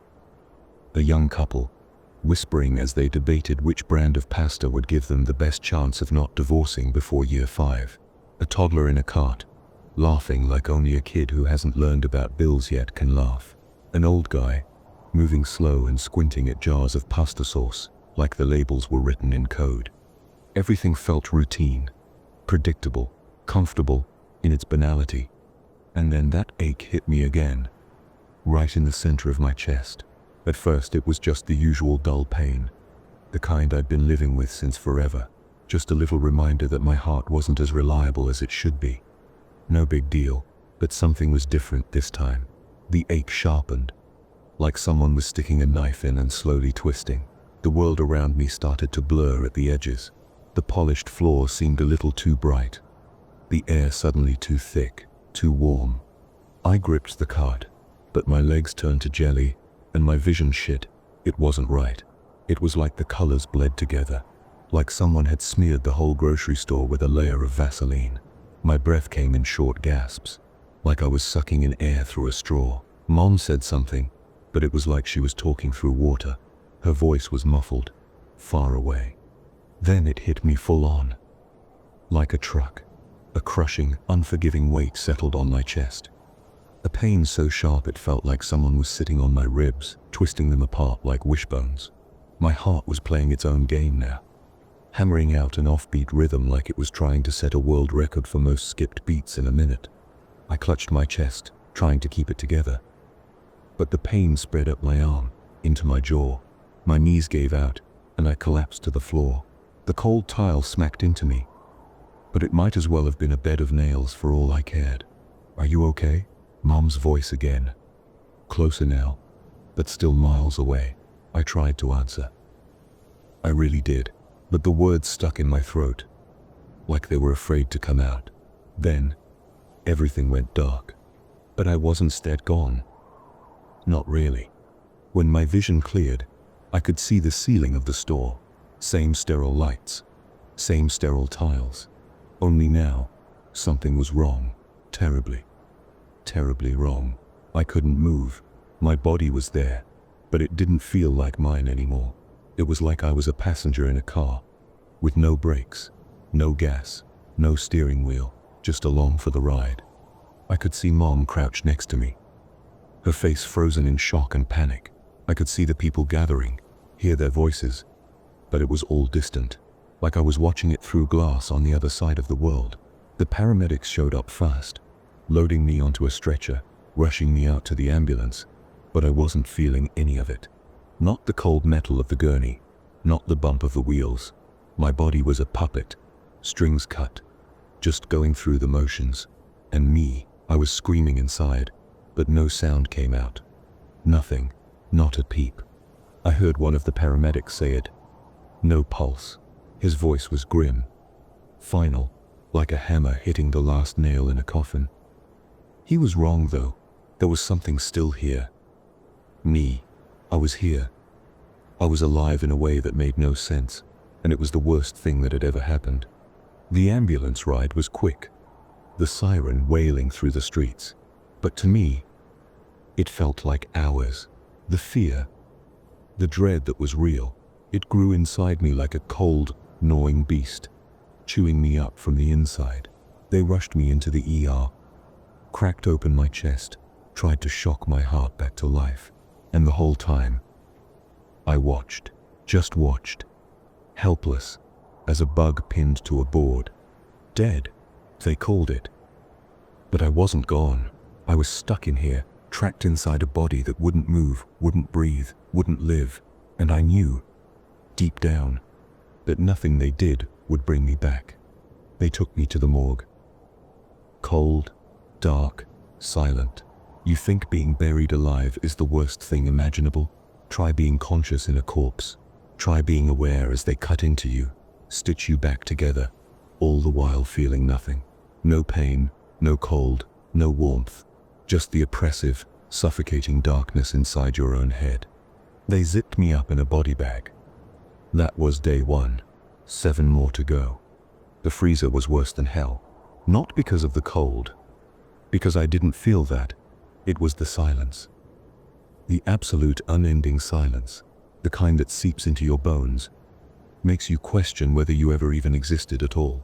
Time stopped. Or maybe it sped up. I couldn't tell. All I knew was that I was still here, still thinking, still aware. Then came the funeral. The slow march to the grave. I couldn't see it, but I heard it. The preacher's voice, thick with forced reverence.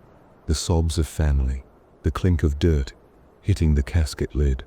And then, nothing. The final silence. The final dark. Buried 6 feet under. Alone with my thoughts. Forever. And the worst part, the very worst part, no one will ever know I'm still here.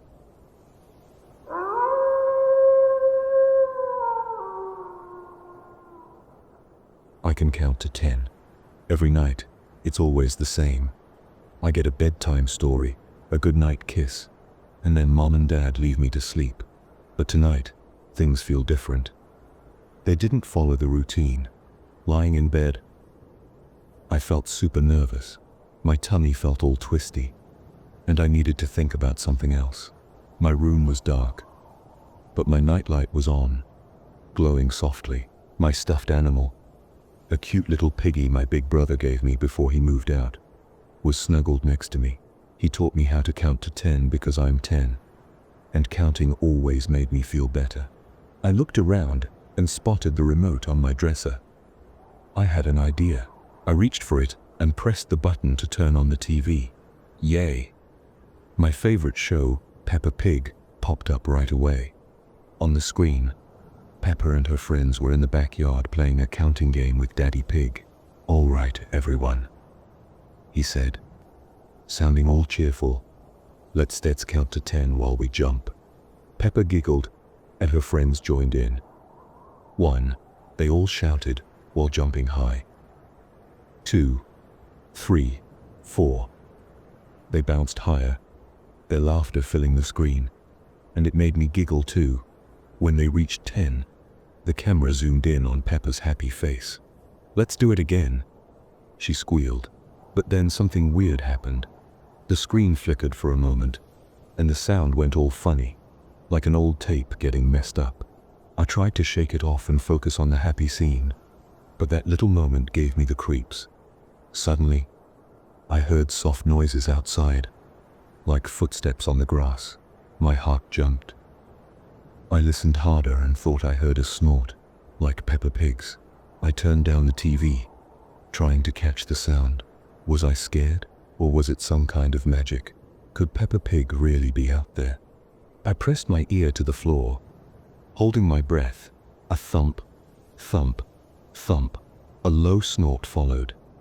Then a sniff, long and slow. Thump, thump. The noises got louder. Oink, oink. My skin prickled. And then I heard a loud, high-pitched screech. Panic shot through me. I dove under my bed, clutching my Peppa Pig stuffed animal tight against my chest. My heart thudded in my ears as the sounds got closer. Thump, thump, thump, thump. Each step made me feel more scared. Then, I heard a door creaking open slowly. The familiar squeak of my bedroom door.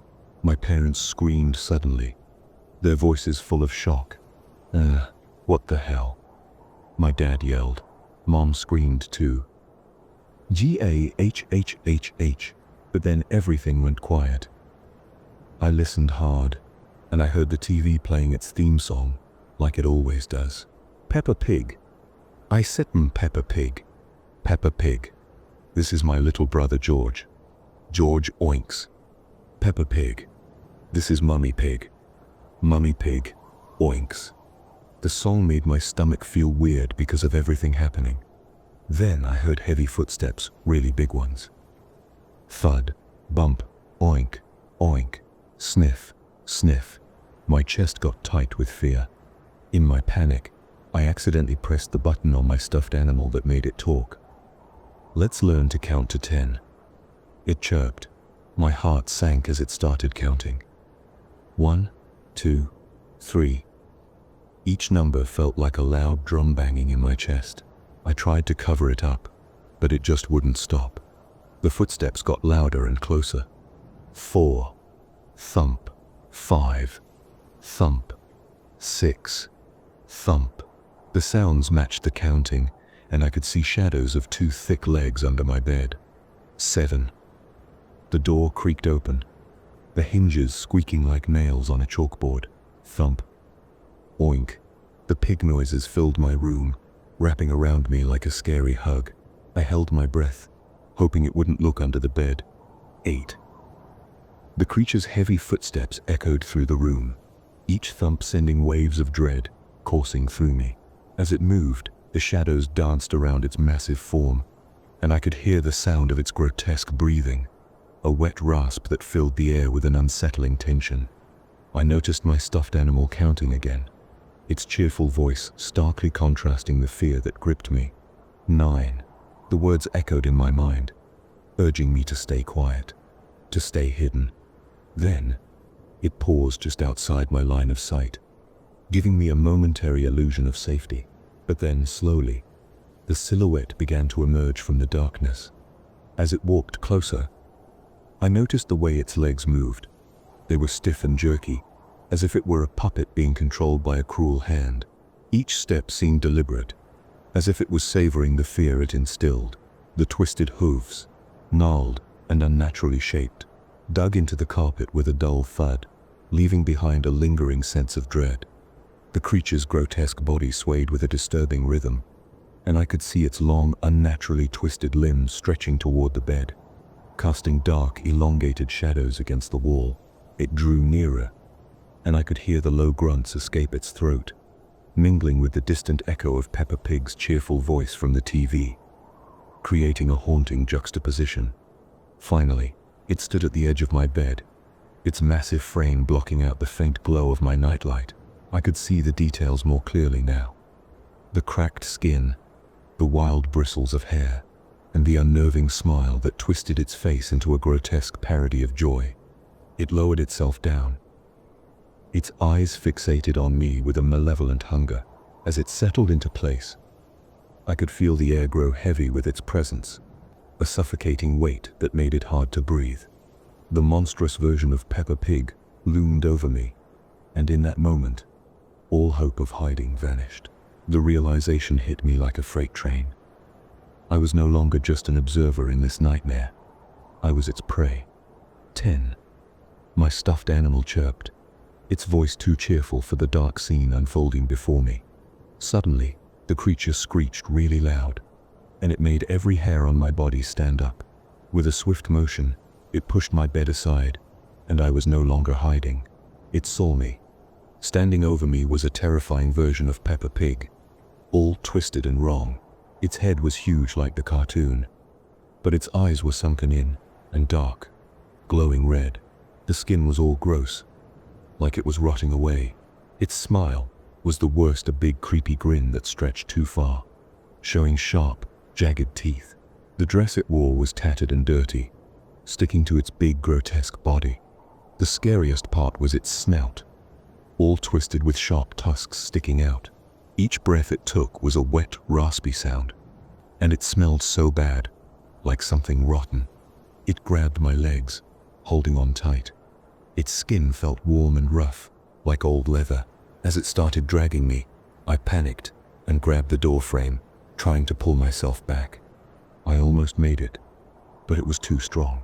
With one big yank, it pulled me out, and I screamed as I disappeared into the darkness. My stuffed animal lay on the floor, its cheerful voice echoing in the silence. I can count to 10.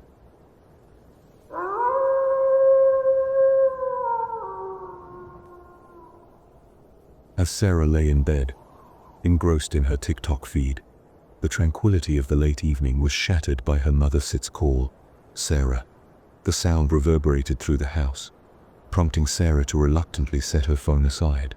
Slipping out from under the covers, she approached her bedroom door cautiously, with a hesitant glance to her left. She surveyed the dimly lit hallway beyond, the staircase entrance looming in the shadows. Sarah. The call echoed once more, this time seemingly emanating from the depths of the dark staircase. With a mixture of curiosity and apprehension, Sarah approached, her heart pounding in her chest. Peering down into the abyss, she felt a shiver run down her spine as the darkness seemed to swallow her whole.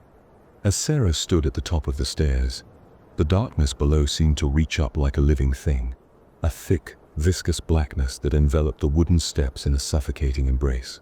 It was not merely an absence of light, it was a presence, heavy and oppressive, that whispered of unseen horrors lurking just out of sight. The air felt charged, as if the very molecules held their breath in anticipation, and an instinctual shiver crawled up her spine. Her heart raced, pounding in her chest like a caged animal, each beat echoing in the silence that surrounded her. The shadows at the bottom of the staircase seemed to shift and writhe as though something was coiling within them, waiting for her to take that one fateful step down into the abyss. An unsettling sensation prickled at her skin, a warning that whatever lay below was not merely darkness, but a formless terror that thrived on fear. Every instinct told her to turn away, to retreat back into the safety of her room, yet she found herself drawn to the staircase, her gaze locked onto the inky void. It was as if the shadows were alive, beckoning her to come closer, to delve deeper into their secrets. Each moment stretched painfully, the silence pressing against her ears like a weight, filled with the promise of something sinister just out of reach. In that moment, The staircase transformed from a simple set of steps into a gaping maw, ready to swallow her whole. The shadows whispered her name in a chorus of muted voices, echoing through the stillness, a haunting melody that twisted her stomach into knots. As she stared down, a feeling of dread settled over her like a damp cloak, the kind that seeped into your bones and whispered of things best left undiscovered. Again her name reverberated through the house. Unmistakably her mother's voice. Sarah. The echo persisted, sending chills down her spine. Suddenly, her mother burst out of her own room, gripping Sarah's arms tightly. Together they fled back to Sarah's room, the fear palpable in the air.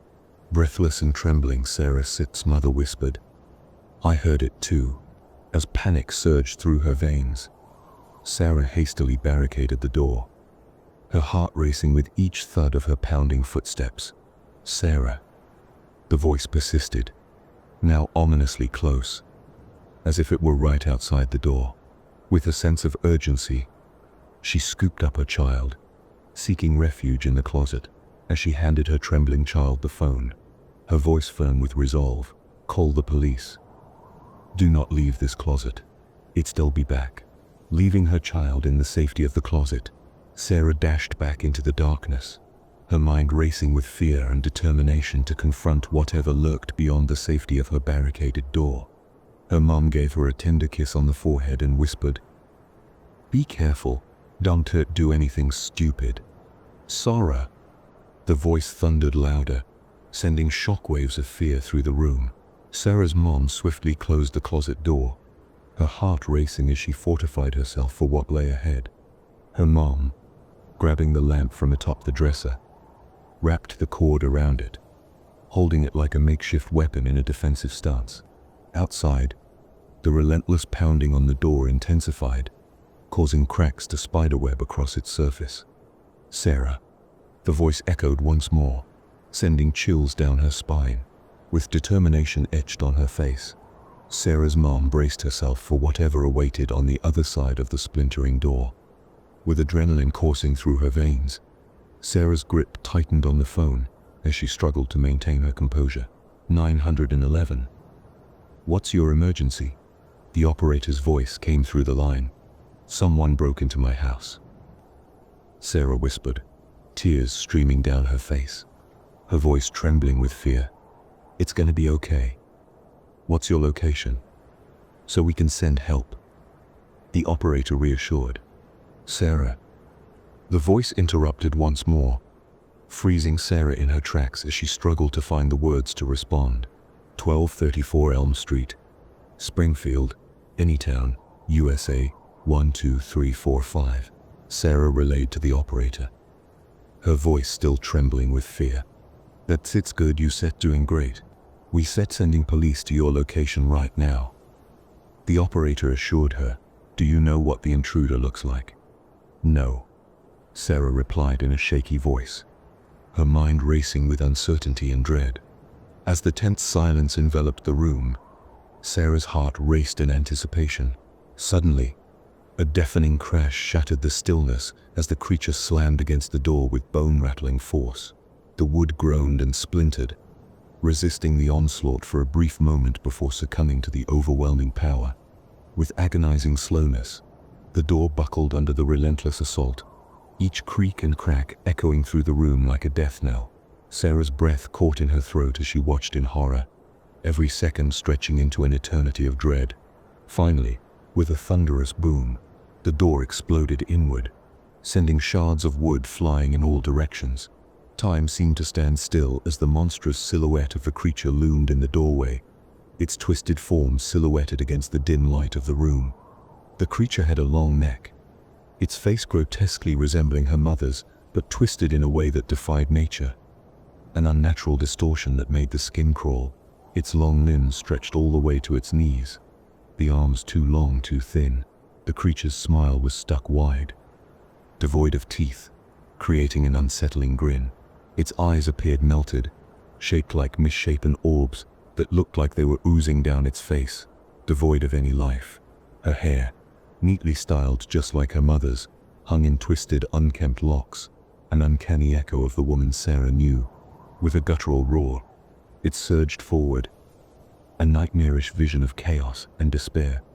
In that moment, Sarah's mom knew that her worst fears had come to life, and that she would be face to face with a terror beyond comprehension. The creature burst into the room, its distorted face casting a shadow of fear and despair.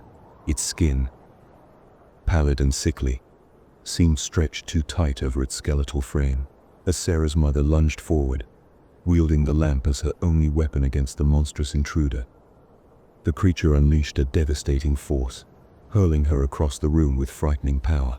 The sickening sound of bones cracking echoed through the air as her head collided with the wall, her life extinguished instantly by the brutal impact. Sarah watched in horror as her mother's lifeless body crumpled to the ground, her heart breaking at the sight of the ultimate sacrifice made to protect her. Trembling with grief and rage, Sarah knew she had to act fast to survive the nightmarish ordeal unfolding before her. Zaarah. The creature's chilling scream echoed through the room, and Sarah's heart pounded in her chest, her breaths shallow and ragged as she struggled to remain silent. Tears streamed down her face, her hands trembling with fear as she pressed them against her mouth, stifling any sound that threatened to escape. The creature erupted into a whirlwind of chaos, moving with a speed that defied all logic, a blur of limbs and twisted features that left no room for doubt. It was an embodiment of pure malevolence. It lunged at the walls, its long fingers scraping against the paint like a deranged artist possessed by a sinister muse. Each scratch tore through the drywall with a screeching protest, sending a shower of dust and debris cascading to the floor. In an instant, the creature swept across the room, launching the lamp from the dresser with a flick of its wrist. The lamp flew through the air, shattering against the far wall, its shattered glass glimmering like fallen stars on the floor. The bed shook violently as the creature seized it, tossing the mattress aside with the casual disdain of a child discarding a toy. The dresser followed suit, toppling over with a thunderous crash, drawers spilling their contents, clothes, knickknacks, and memories like a storm of forgotten lives unleashed upon the floor. A cacophony of chaos ensued, the room transforming into a nightmare tableau of disorder. Pillows fluffed into the air like caught whispers, clothes entwined with broken pieces of the lamp, and the air filled with the acrid scent of fear and desperation. Every object became a projectile in the creature's frenzy, a testament to its inhuman rage as it reveled in the destruction, a deranged conductor leading an orchestra of despair. In mere moments, the once cozy sanctuary of Sarah's room had become a scene of utter devastation, a chaotic reflection of the dread that coiled within her chest. The creature's laughter, if it could even be called, that echoed in the corners of her mind, a haunting reminder of the nightmare she had stumbled into. With bated breath, Sarah listened as the footsteps of the creature faded away, leaving behind an eerie silence that seemed to suffocate her. Sarah, it echoed once more, a haunting reminder of the terror that lurked just beyond her hiding place. Meanwhile, on the phone, the caller's voice broke through the silence, a faint lifeline in the darkness. "You're still there. What's that noise?" the caller asked, but Sarah couldn't bring herself to respond. With trembling hands, she gently placed the phone on the floor, her gaze fixed on the room door before her. The door left ajar, summoning every ounce of courage she had left. Sarah slowly and cautiously pushed the closet door open, just enough to peer out into the room, and there, in the dim light, she saw the devastating sight that awaited her, a horrifying tableau of death and despair. Her mother's lifeless body sat upright, her head crushed by the brutal impact with the wall, blood dripping in a macabre rhythm onto the floor below. Tears welled in Sarah's eyes as she beheld the tragic scene before her, her world crumbling around her with each passing moment. But amid the overwhelming grief and fear, one thought burned bright in her mind, a determination to survive, no matter the cost. As Sarah crawled closer to her mother's lifeless body, her heart shattered into a million pieces. Tears streamed down her cheeks, mingling with the blood from her injured hand as she reached out to touch her mother one last time. But before she could even process the horror of her situation, the voice called out again, closer this time. "Sarah." sending a surge of panic through her veins. With a jolt of fear, Sarah scrambled back, her hand grazing against the jagged edges of the broken wood on the floor, drawing blood. "Sarah. HHH.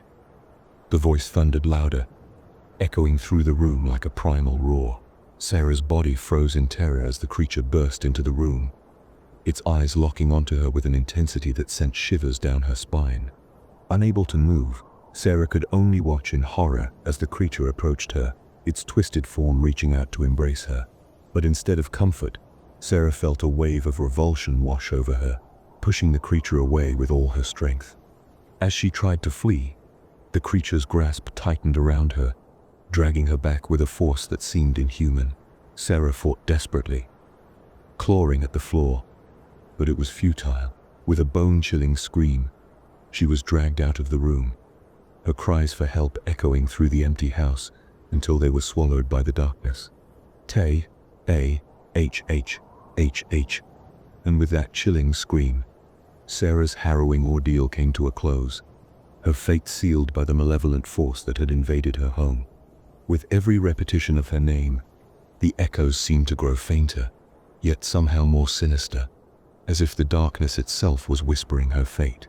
And as the last haunting syllable faded into the night, the creature dragged her off, enveloped in a silence that echoed louder than any scream. Sarah. The end.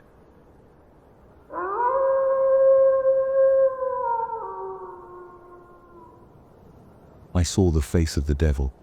Being a moderator for the No Sleep Forum wasn't what you'd call glamorous. My job was straightforward enough: enforce the rules, keep the stories within the guidelines, and make sure the community didn't veer into chaos. But every once in a while, things went off script like this time. I'd just taken down a post accused of bandwagoning, the usual stuff. Some story similar to another that had gone viral. Only this time, I knew the author was innocent. The accusations were a stretch, and removing the post felt like the right thing to do. Still, the backlash was immediate. The author fired off angry messages laced with curses, each one angrier than the last, until his frustration turned into something more visceral. A strange chill crawled down my spine as I sat at my desk, like a cold hand running across my skin.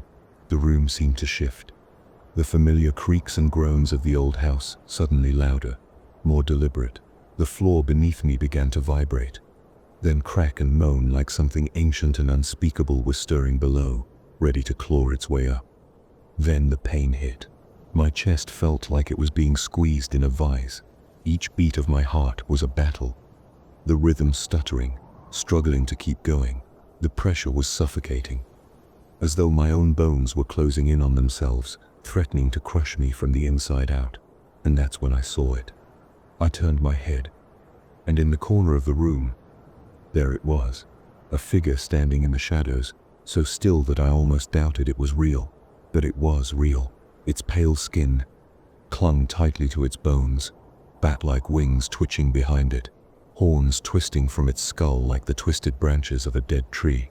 Its eyes glowed a furious, hateful red, cutting through the dim light, watching me, waiting. I turned back to my monitor, as though ignoring it might make it disappear, but my chest still throbbed with pain. And there, on the screen, was a message. Hell will be the only home you know when I drag you there myself.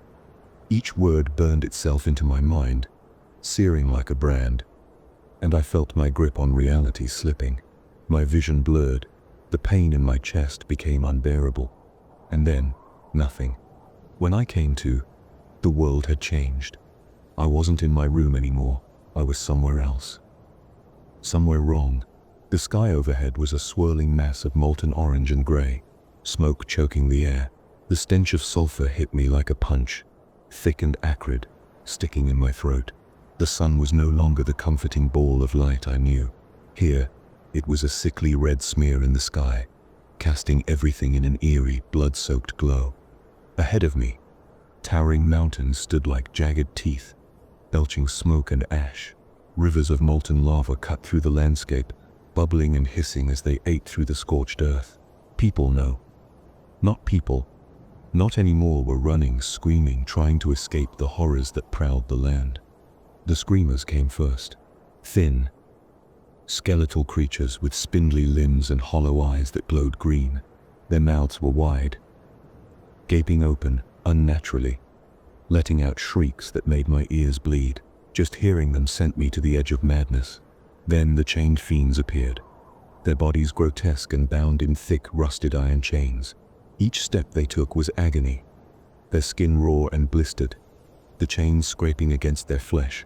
With every movement, the jagged spikes that lined their bodies tore deeper, spilling more blood onto the ground. The clashing of their chains was a discordant melody of pain. And then there were the infernal hounds.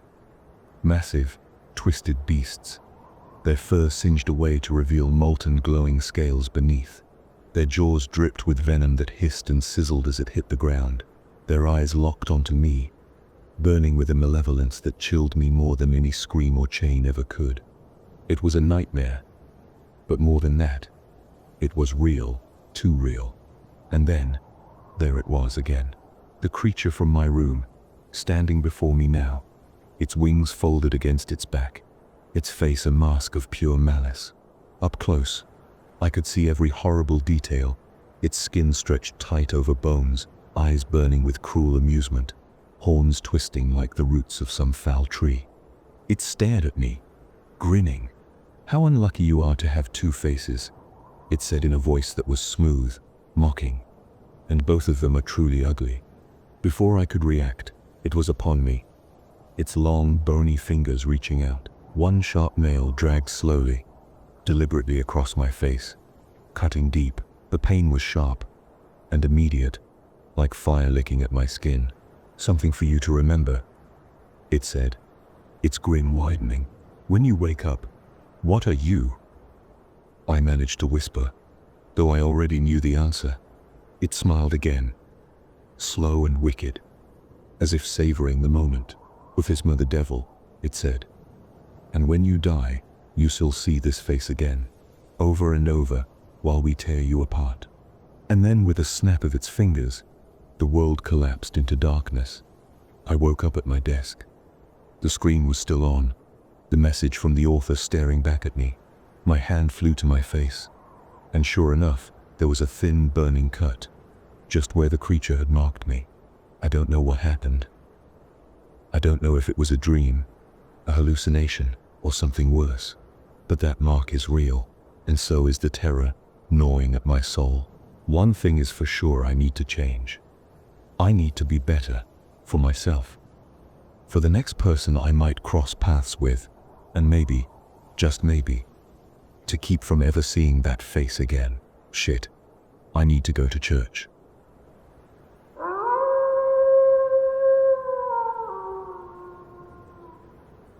Don't Breathe by Storylord. New York City was always alive, always moving, always breathing, like some giant, restless beast. The city's electric hum filled the night air, its towering buildings flashing neon lights and advertisements.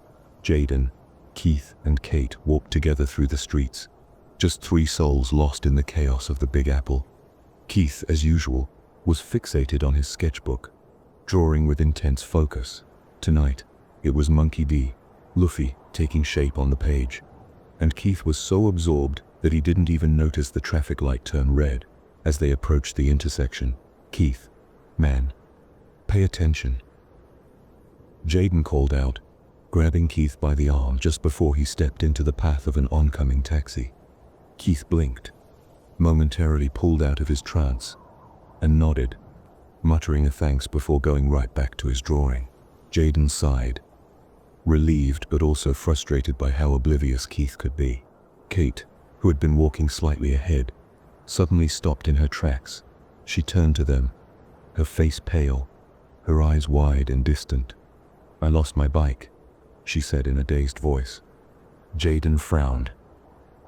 "Your bike? What are you talking about?" "My bike," Kate repeated. "Its steps gone. I lost my bike. My bike. Bike."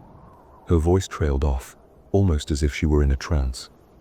Her eyes unfocused, Jaden opened his mouth to ask if she was okay. But before he could say anything, the air around them shifted, It was subtle at first, but then the world seemed to stop. The bustling sounds of the city faded into a deafening silence, the air growing thick and still, as if New York itself had taken a breath and held it. Then, the birds came. They flew in wild, chaotic spirals, slamming into buildings, cars, and the streets. Feathers and broken wings rained down on the sidewalks like confetti from some horrible parade. People around them froze, their eyes wide and unseeing, locked in place like statues. Keith and Kate were no different. They stood utterly still, as if something had drained the life out of them. Jaden called out to them, panic rising in his chest. "Keith! Kate! We have to go." But they didn't move. Their eyes were empty, their bodies frozen in place, completely unresponsive. Jaden's voice cracked as he shouted for them again. But it was no use. They were gone, trapped in their own minds, no longer present in the world around them. The sharp cracks of gunfire echoed through the city, accompanied by the sound of bodies slamming into the streets from above. Glass rained down from the shattered windows, sparkling like deadly confetti as it cut through the air. People were falling, their screams filling the night as they plummeted to the unforgiving pavement below. Jaden ran, his feet pounding against the sidewalk as panic gripped his heart. He didn't look back. He couldn't. Keith and Kate were gone, frozen, lifeless mannequins left behind in the madness. As he sprinted down the street, more bodies rained from the sky, crashing into the ground with sickening thuds. Glass shattered around him, cutting into his skin as he dodged falling debris. The screams of those plummeting to their deaths blended with the relentless sound of gunfire, the city itself unraveling in chaos. Jaden spotted a building ahead and threw himself through the door, slamming it shut behind him. His chest heaved as he gasped for breath, trying to make sense of the nightmare he had just escaped. He was alone now, the noise of the city muffled but still present. His phone buzzed in his pocket. With trembling hands, Jaden pulled it out and looked at the screen. The emergency alert flashed in bold, ominous letters. Airborne threat detected.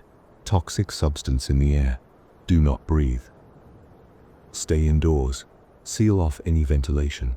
Await further instructions. The realization hit Jaden like a sledgehammer. The air outside was killing them, poisoning them slowly. Keith, Kate, they had been breathing it in the whole time. Then, something changed in Keith. His hand, still holding the pencil he'd been using to sketch, twitched.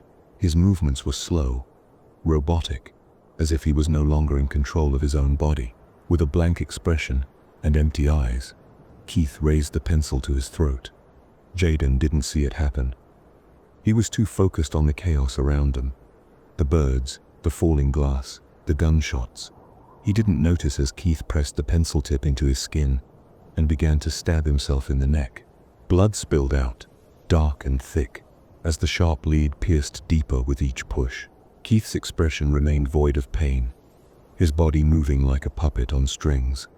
Keith dropped to the ground, his lifeless body crumpling in a pool of blood. Kate, still frozen, blinked once. Slowly, she bent down and picked up the blood-soaked pencil from Keith's hand. Her face was as empty as his had been, her movements just as mechanical. Without hesitation, she mimicked Keith's actions, stabbing the pencil into her own throat. Blood poured from the wound, and she fell to the pavement beside him, her body joining Keith's in death.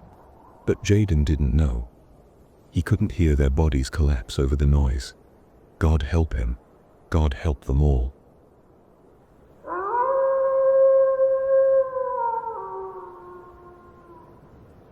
This is a story I've kept bottled up for years. It haunts me still, like an old wound that never quite heals. It was back in December of 2012.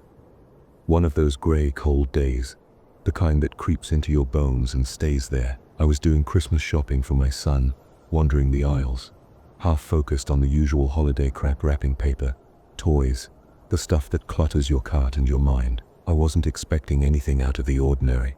Then I saw it. An owl toy, nestled between a row of plastic action figures and cheap, flashy trinkets. But this thing wasn't like the others. It stood out, even in the dull store light. Its feathers shimmered in shades of blue and silver, gleaming unnaturally, almost like the thing was glowing from the inside out. It was mesmerizing. But there was something wrong about it.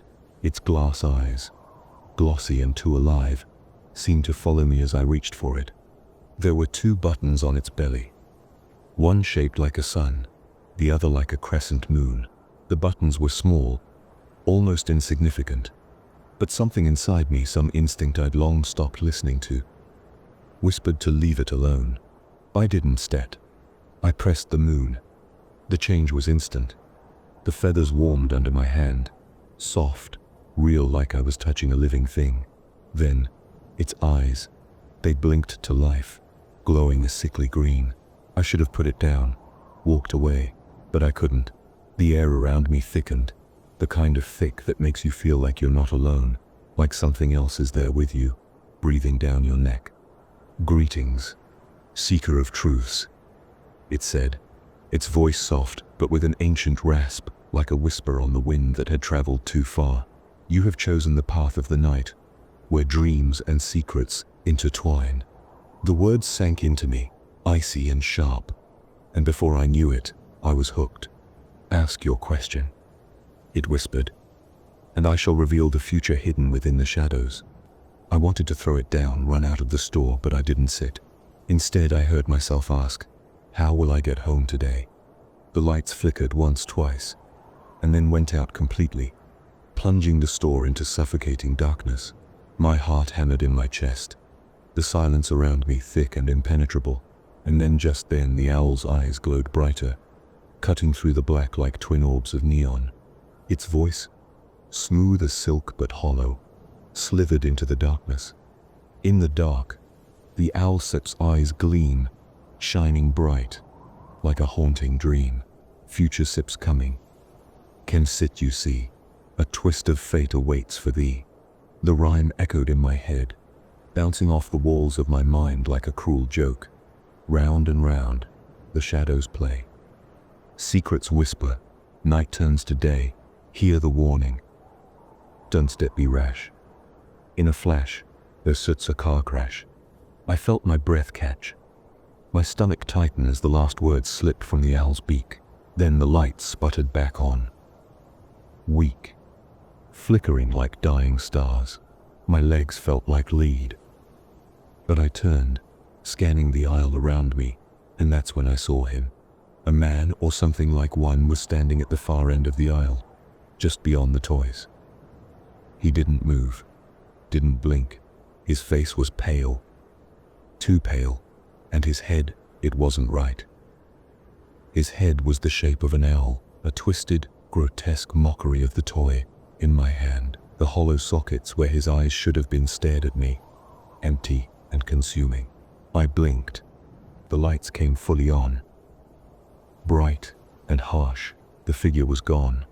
I stood frozen, my hands shaking, the toy still clutched in my grip. I wanted to believe it was some trick of the light, a figment of my overactive imagination. But deep down, I knew better. The owl toy had known you everything, and whatever it was, it had seen me too, and it wasn't done with me yet. I stood there, trembling, my heart racing in the sudden quiet of the store. The aisles felt like they were closing in on me, the bright lights almost too much, blinding in their harshness. I glanced at the owl toy, its feathers still shimmering faintly, and the sickly green glow of its eyes flickering like a distant memory in my mind. "What was that?" I whispered to myself, half expecting the owl to respond again, but there was only silence, thick and suffocating. I hesitated, my instincts battling with my curiosity. I should have dropped the toy and run, but instead I found myself drawn to it, the weight of its promise, and the chilling knowledge of what it might reveal anchoring me in place.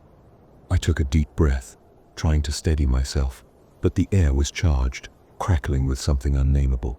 As I forced my feet to move, I made my way toward the checkout, the rows of toys blurring in my peripheral vision. I could feel the weight of the owl's gaze, as if it were a living entity watching me from within my grasp. "Just a toy," I muttered, trying to convince myself, but the words felt hollow, The echoes of the owl's rhyme reverberated in my mind, and I couldn't shake the feeling that something had shifted in the fabric of reality, that this was not just another mundane shopping trip. As I approached the register, the cashier, a bored-looking teenager with headphones dangling around her neck, glanced up, her eyes narrowing slightly. "Is that an owl?"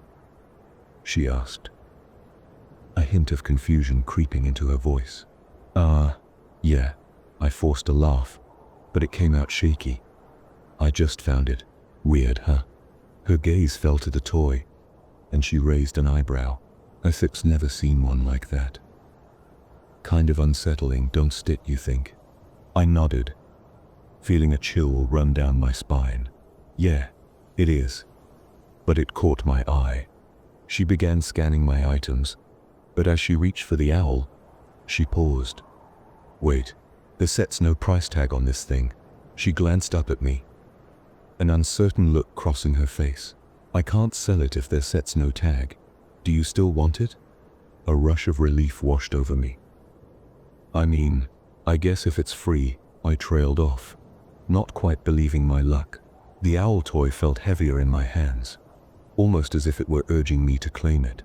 "Yeah, take it," she said with a shrug, swiping the other items through, without a second thought. "Maybe it'll bring you good luck or something. Just don't let it haunt you." I chuckled nervously, but her words sent another chill down my spine. "Thanks," I said, feeling the weight of the owl's gaze again. As I accepted the plastic bag, I clutched it tightly, a part of me fully aware that this was not an ordinary toy. Stepping outside, the biting cold air hit me, and I looked around at the bustling holiday shoppers, oblivious to the shadows creeping in the corners of my mind.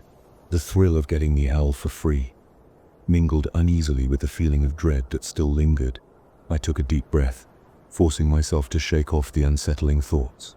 I would just go home, forget about the toy, and everything would return to normal. But even as I thought it, a nagging voice whispered in the back of my mind, nothing would ever be normal again. When I reached my car, I placed the bag on the passenger seat and started the engine. The familiar hum of machinery contrasted sharply with the unsettling memories swirling in my head. I had to focus. I had to get home. As I pulled onto the road, the evening sky darkening overhead, the feeling of being watched returned. A presence at my shoulder. The air thickened, and the shadows stretched longer, warping in the headlights like living things. My grip tightened on the steering wheel, and I forced myself to concentrate on the road ahead, ignoring the way my pulse quickened with every passing moment. But the owl's voice lingered in my thoughts, a reminder of the choice I had made. And as the streetlights flickered above me, casting momentary shadows across the pavement, I couldn't shake the feeling that the true journey had only just begun. My car came to a sudden halt at the red stoplight, the engine's low rumble barely cutting through the thickening silence. A cold sweat broke out across my forehead as the owl's warning echoed in my mind. In a flash, "There's a car crash." The words twisted in my gut, knotting tightly as I realized the implication. Would that mean I'd get hit by a car? Was this some twisted fate sealed in the glowing eyes of that accursed toy? I glanced in the rearview mirror, half expecting to see headlights bearing down on me, some malevolent specter ready to push me over the edge. But nothing appeared, just the dim glow of taillights stretching into the night like the ghostly remnants of forgotten dreams. "Why did I take that damn toy?" I muttered, my frustration morphing into a creeping panic. What was wrong with me? A voice deep inside, the voice of reason I often ignored, screamed that I should have left it behind, forgotten its allure. But the way it had glimmered in the store, the warmth of its feathers under my fingers, it had felt like a call to something darker, something I couldn't quite comprehend. The light flickered back to green, snapping me from my spiraling thoughts. I pressed the gas, but unease clung to me like a damp shroud. Each stoplight felt like a countdown, a ticking clock marking the moments until something inevitable, something horrifying, happened. I tried to rationalize it. Surely it was just a toy, a creepy piece of plastic that had caught my eye in the shadowy corners of that store. Yet the memory of its unnerving gaze haunted me. its eyes so alive, so knowing, as if it were a window into a reality I dared not explore. The road twisted ahead, dark and winding, illuminated only by the weak glow of my headlights. "It's just a toy," I repeated under my breath, desperately trying to convince myself, but the words fell flat, echoing in my mind like the hollow drumbeat of inevitability. Suddenly, the car in front of me slammed to a halt, its brake lights flaring bright like warning beacons. I reacted instinctively, slamming on my brakes, the tires screeching against the asphalt, each sound amplified in the suffocating silence. My heart raced as the world around me seemed to slow, reality stretching like taffy. I was seconds away from a collision, an unseen hand reaching for my fate. But I stopped, just in time. The car lurching to a halt inches from the bumper in front of me, my breath caught in my throat. The rush of adrenaline coursing through me like fire. Had I just escaped the crash foretold by that damned owl? The thought sent a shiver down my spine. But the tension in my chest remained coiled, ready to snap. I glanced at the owl toy, still sitting innocently in the passenger seat, and a cold realization settled over me like a winter's fog. I wasn't merely an observer in this unfolding story. I was its unwilling protagonist, and the plot was thickening, tightening around me like a noose. The light turned green again, dragging me back to reality. I eased back into the flow of traffic, but my mind raced with questions. What was I supposed to do now? Could I escape the darkness that seemed to beckon me? Or was I already ensnared in its grasp? With every passing car and flickering streetlight, the weight of my choices bore down on me, pulling me deeper into the shadows that lurked just beyond the edge of my vision. As the night stretched on, I couldn't shake the feeling that whatever was coming was just around the corner, waiting patiently in the darkness for me to cross its path. The impact was a thunderclap, sharp and merciless. 1 second. The road stretched ahead, empty and dark. The next, it was filled with the blinding flash of headlights and the deafening crunch of metal twisting like it was nothing more than aluminum foil. My body lurched forward, chest smashing into the steering wheel with a force that felt like a sledgehammer. The windshield spiderwebbed, shards of glass exploding into the air like a million tiny daggers. I barely registered the screech of tires, the sickening jolt as my car spun out of control, before everything went black. And then, silence.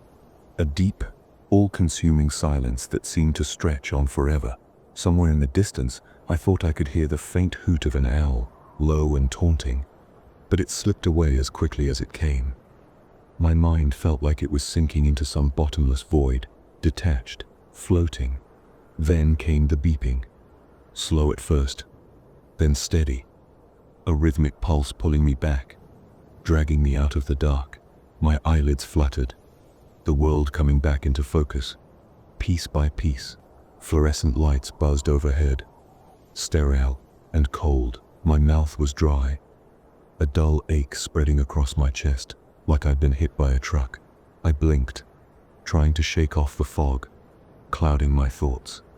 Beep, beep, beep. A heart monitor. That was the sound. It was close, too close, tethering me to reality, reminding me I was still alive. The scent of antiseptic filled my nostrils, and I felt the stiff sheets of the hospital bed beneath me. I shifted my head slightly, and that's when I saw it, sitting across from me on the dresser. Under the harsh fluorescent glow was the owl toy, the same one from the store. Its glassy eyes glinted in the light, watching me, unblinking. My chest tightened at the sight of it, a knot of dread curling in my gut. "You're awake," a voice said, cutting through the haze. I turned my head slowly to see a police officer standing at the foot of the bed. He was a big guy, late 40s maybe, with a thick mustache and tired eyes. His uniform was neatly pressed, but there was something heavy in his gaze, something that told me he'd seen too many nights like this. "How are you feeling?" he asked, pulling a chair up to my bedside. I tried to speak, but my throat felt like sandpaper.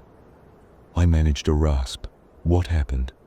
"You were in a car accident," the cop said, settling into the chair. "You were hit at an intersection.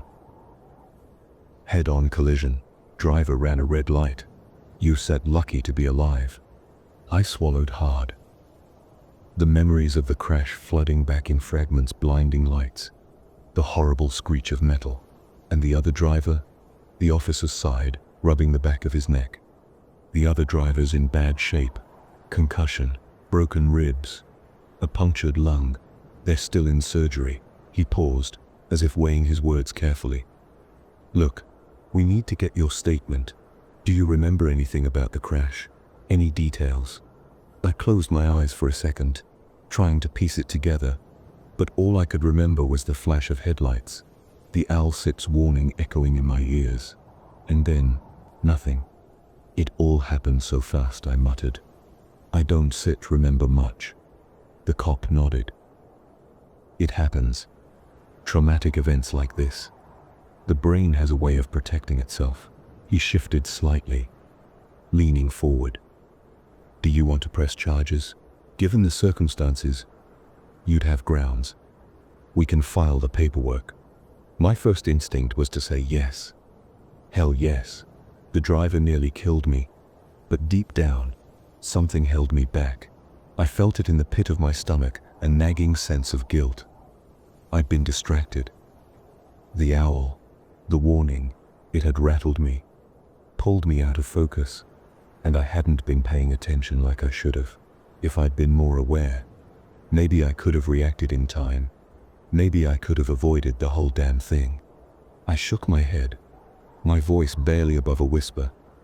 No charges." The officer raised an eyebrow. "You sure?" "Yeah," I said, forcing the words out. "I'm sure," but inside, a bitter taste lingered. Part of me wanted to scream that it wasn't fair, that the other driver should pay for what they'd done, but another part of me knew the truth. I wasn't blameless. Not entirely. The cop gave me a long look, then stood up, pulling a small notepad from his pocket. "All right. We all respect your decision. If you change your mind, let us know." I nodded, though I knew I wouldn't. As he left the room, I turned my gaze back to the owl toy, sitting on the dresser, its unblinking eyes fixed on me. Something twisted in my chest, a cold, creeping realization that this wasn't over, not by a long shot. That damned owl had warned me. And now, I was beginning to understand just how deep its claws had sunk into my life. The door creaked open, and before I could register who it was, I saw my wife Linda, rushing in, her face pale with worry, and my son, Tommy, just a few steps behind, his wide eyes darting around the sterile room. Linda reached my bedside in an instant, her hands trembling as she touched my arm, like she was afraid I might disappear if she let go. "Oh my God," she breathed, her voice cracking. "Are you okay? What happened?" I opened my mouth, but my throat was still raw. The words felt heavy, like I had to drag them out. "So fine, just a little banged up." Her eyes scanned me, searching for hidden injuries, as if she didn't quite believe I was still in one piece. Tommy stood there, frozen by the foot of the bed, looking smaller than usual in his hoodie. His face was pale, his brow creased with confusion, and something else, something I couldn't quite place. "I got into a car accident," I said, trying to make my voice steady. "Another driver hit me, ran a red light, but I'm okay." Linda's hands tightened on mine, her lips pressed into a thin line. "I was so scared," she whispered. "We got the call and I thought," she trailed off, swallowing hard. Tommy stayed quiet, his eyes fixed on me, but there was something flickering behind them, a storm of emotions fighting for control. I didn't tell her about the toy. I didn't tell her about the owl's warning, or the way it had blinked to life in the store like something out of a nightmare. Hell, I could barely understand it myself, and trying to explain it now would only make everything worse. It would sound insane. No, this was something I had to carry alone, for now anyway. That's what matters, right? I said, forcing a weak smile. Is Tom okay? The doctors said, I said I'm lucky, really lucky. Linda nodded, wiping at her eyes with the back of her hand, trying to put on a brave face. But Tommy wasn't looking at me anymore. He was staring across the room, his brow furrowed, his lips parted just slightly. I followed his gaze and felt my stomach twist into knots. The toy, it sat there on the dresser, motionless, yet somehow still alive in the worst possible way. Its gleaming glass eyes seemed to flicker under the harsh hospital lights, locked onto my son. Dad? Tommy Sepp's voice was quiet, almost unsure. What? Sepp's that? His words hit me like a punch to the gut. He wasn't just curious. There was something else, something darker beneath his confusion. He was scared, and I didn't blame him. I cleared my throat. The sound harsh in the quiet room. It starts. Just something I picked up. A toy. A toy? Linda asked, her eyes shifting to the owl. For Tommy? No, I said quickly, sharper than I intended. No, it stands not for him. Tommy, don't stand. Touch it, don't stand. Play with it. Linda gave me a strange look, her head cocked to the side. Why?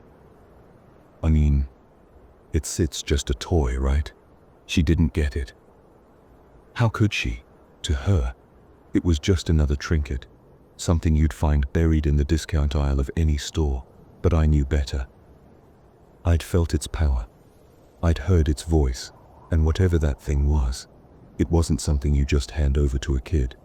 Tommy tore his eyes away from the owl, his gaze meeting mine. I could see the questions swirling behind his eyes, the worry, the confusion. He was scared for me, but he was also curious. I knew that look. He wanted to understand, to make sense of it all, but I couldn't let him. Not this time. I'm serious, Tommy, I said, my voice lowering. Don't touch it. It's not safe. Tommy nodded slowly, but the doubt was still there, clinging to the corners of his expression. He didn't argue though, not now. I could tell he was too shaken by everything that had happened. Just then the door swung open again, and a doctor walked in, clipboard in hand. She was tall, with a no-nonsense look on her face, like she'd seen more than enough for one day. Good news, she said, glancing down at the chart. Everything looks good, Mr. Carson. You've been cleared to go home, though I recommend taking it easy for the next few days. Linda let out a sigh of relief, squeezing my hand. Thank God. The doctor gave me a brief smile and went over the discharge papers, rattling off instructions about medications and rest. But I wasn't really listening.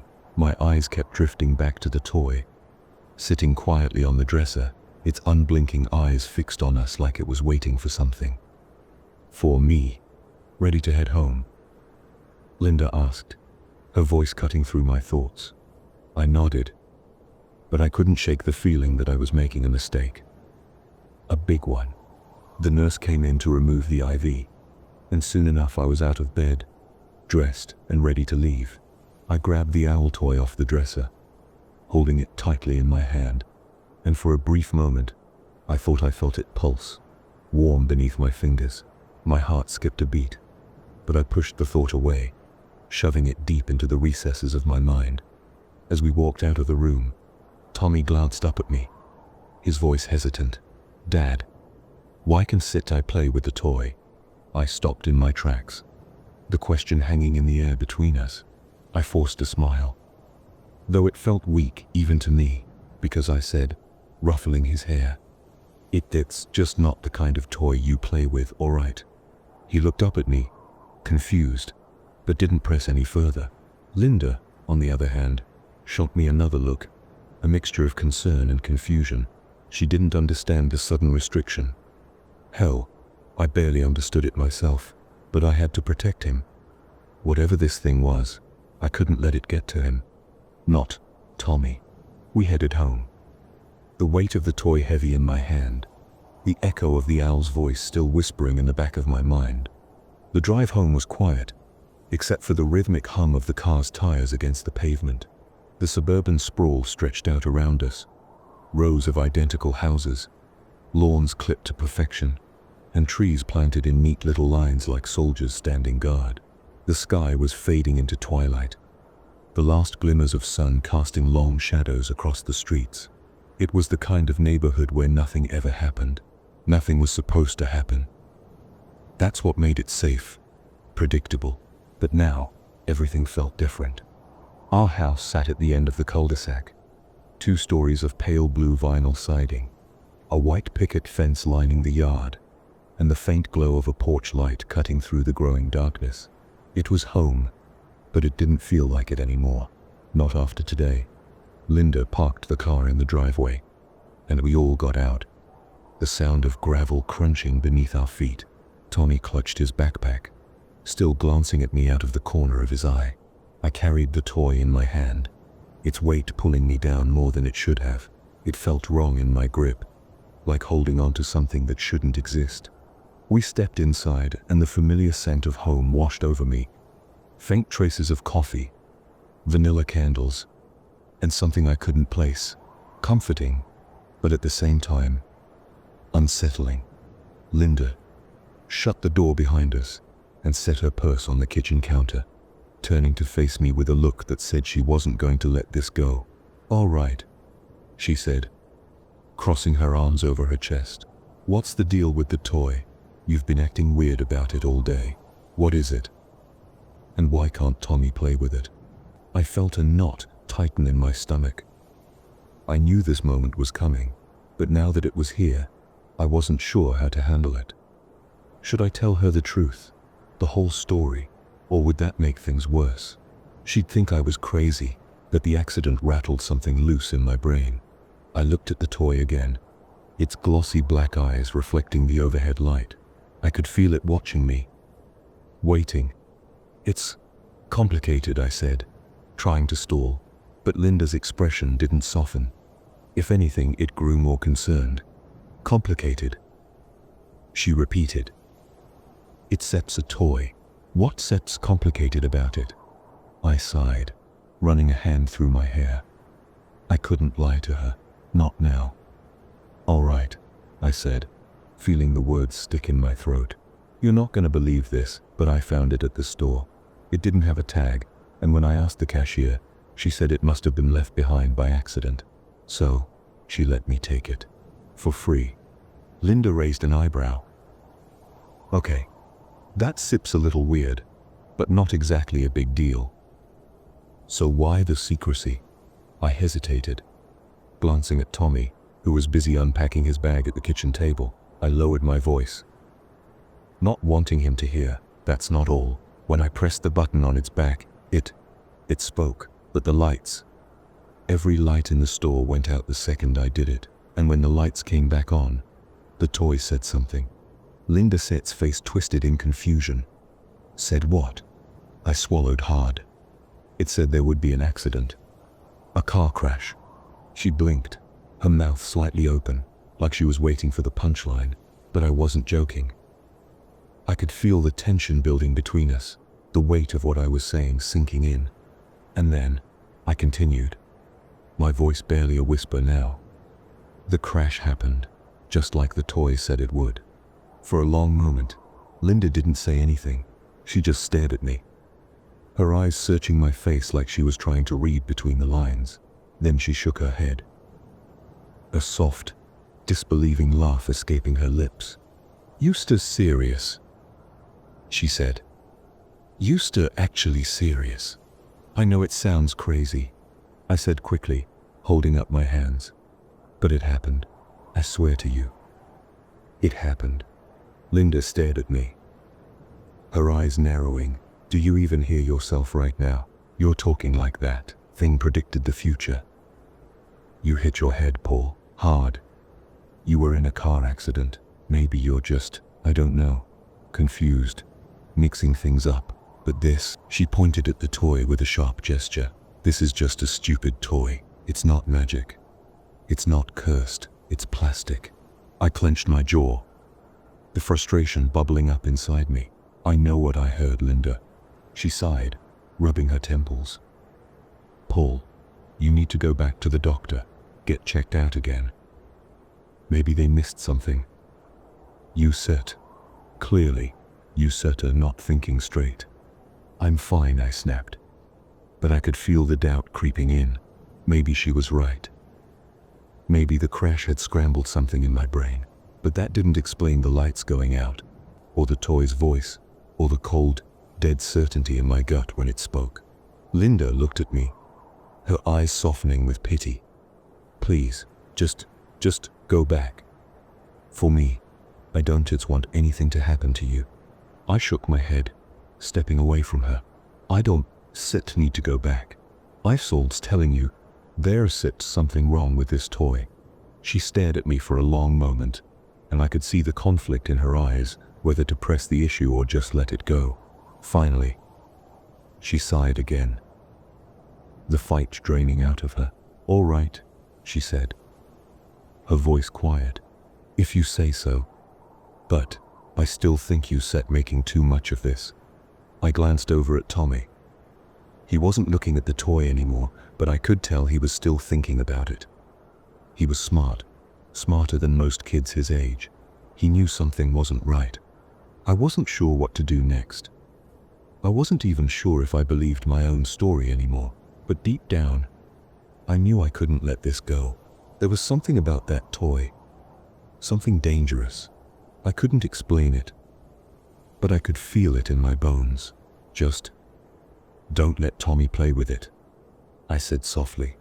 Linda gave me a wary look, but didn't argue.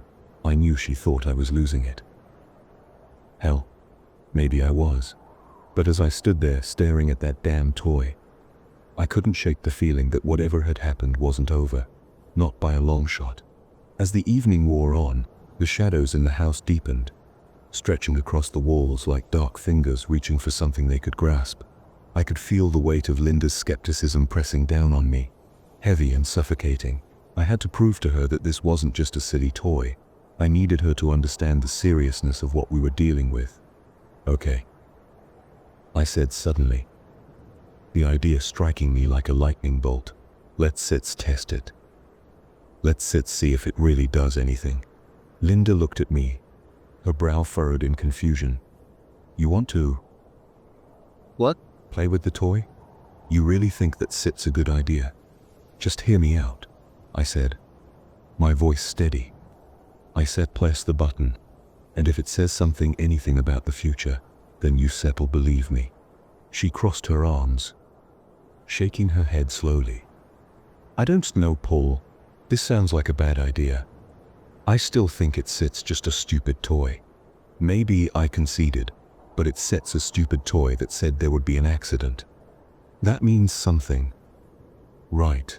If it speaks again, then you have to admit that there is something more to it. Linda hesitated, her eyes darting toward the toy sitting on the table, its cheerful face mocking us in the dim light. Fine. She relented, though I could see the doubt lingering in her eyes. But I still think you stir out of your mind. Let's just do it then, I urged, a surge of determination pushing me forward.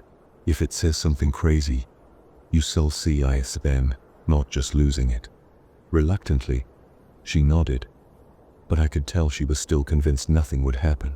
I could almost hear the gears in her mind grinding away at the logic, trying to dismiss my fears. But deep down I sensed she was starting to wonder, even just a little. I moved toward the table, the toy seeming to watch me as I approached. I reached for it, the cool plastic sending a shiver down my spine. I pressed the button on its back, heart pounding, half expecting the lights to flicker again. As I did, I felt the air grow heavy, charged with a strange energy, as if the room itself was holding its breath, waiting for something to happen. Everything outside seemed to dim, as if the sun itself was being swallowed whole by a dark mass of clouds. I stood frozen, heart pounding, staring out the window as shadows crept over the neighborhood like a thief in the night.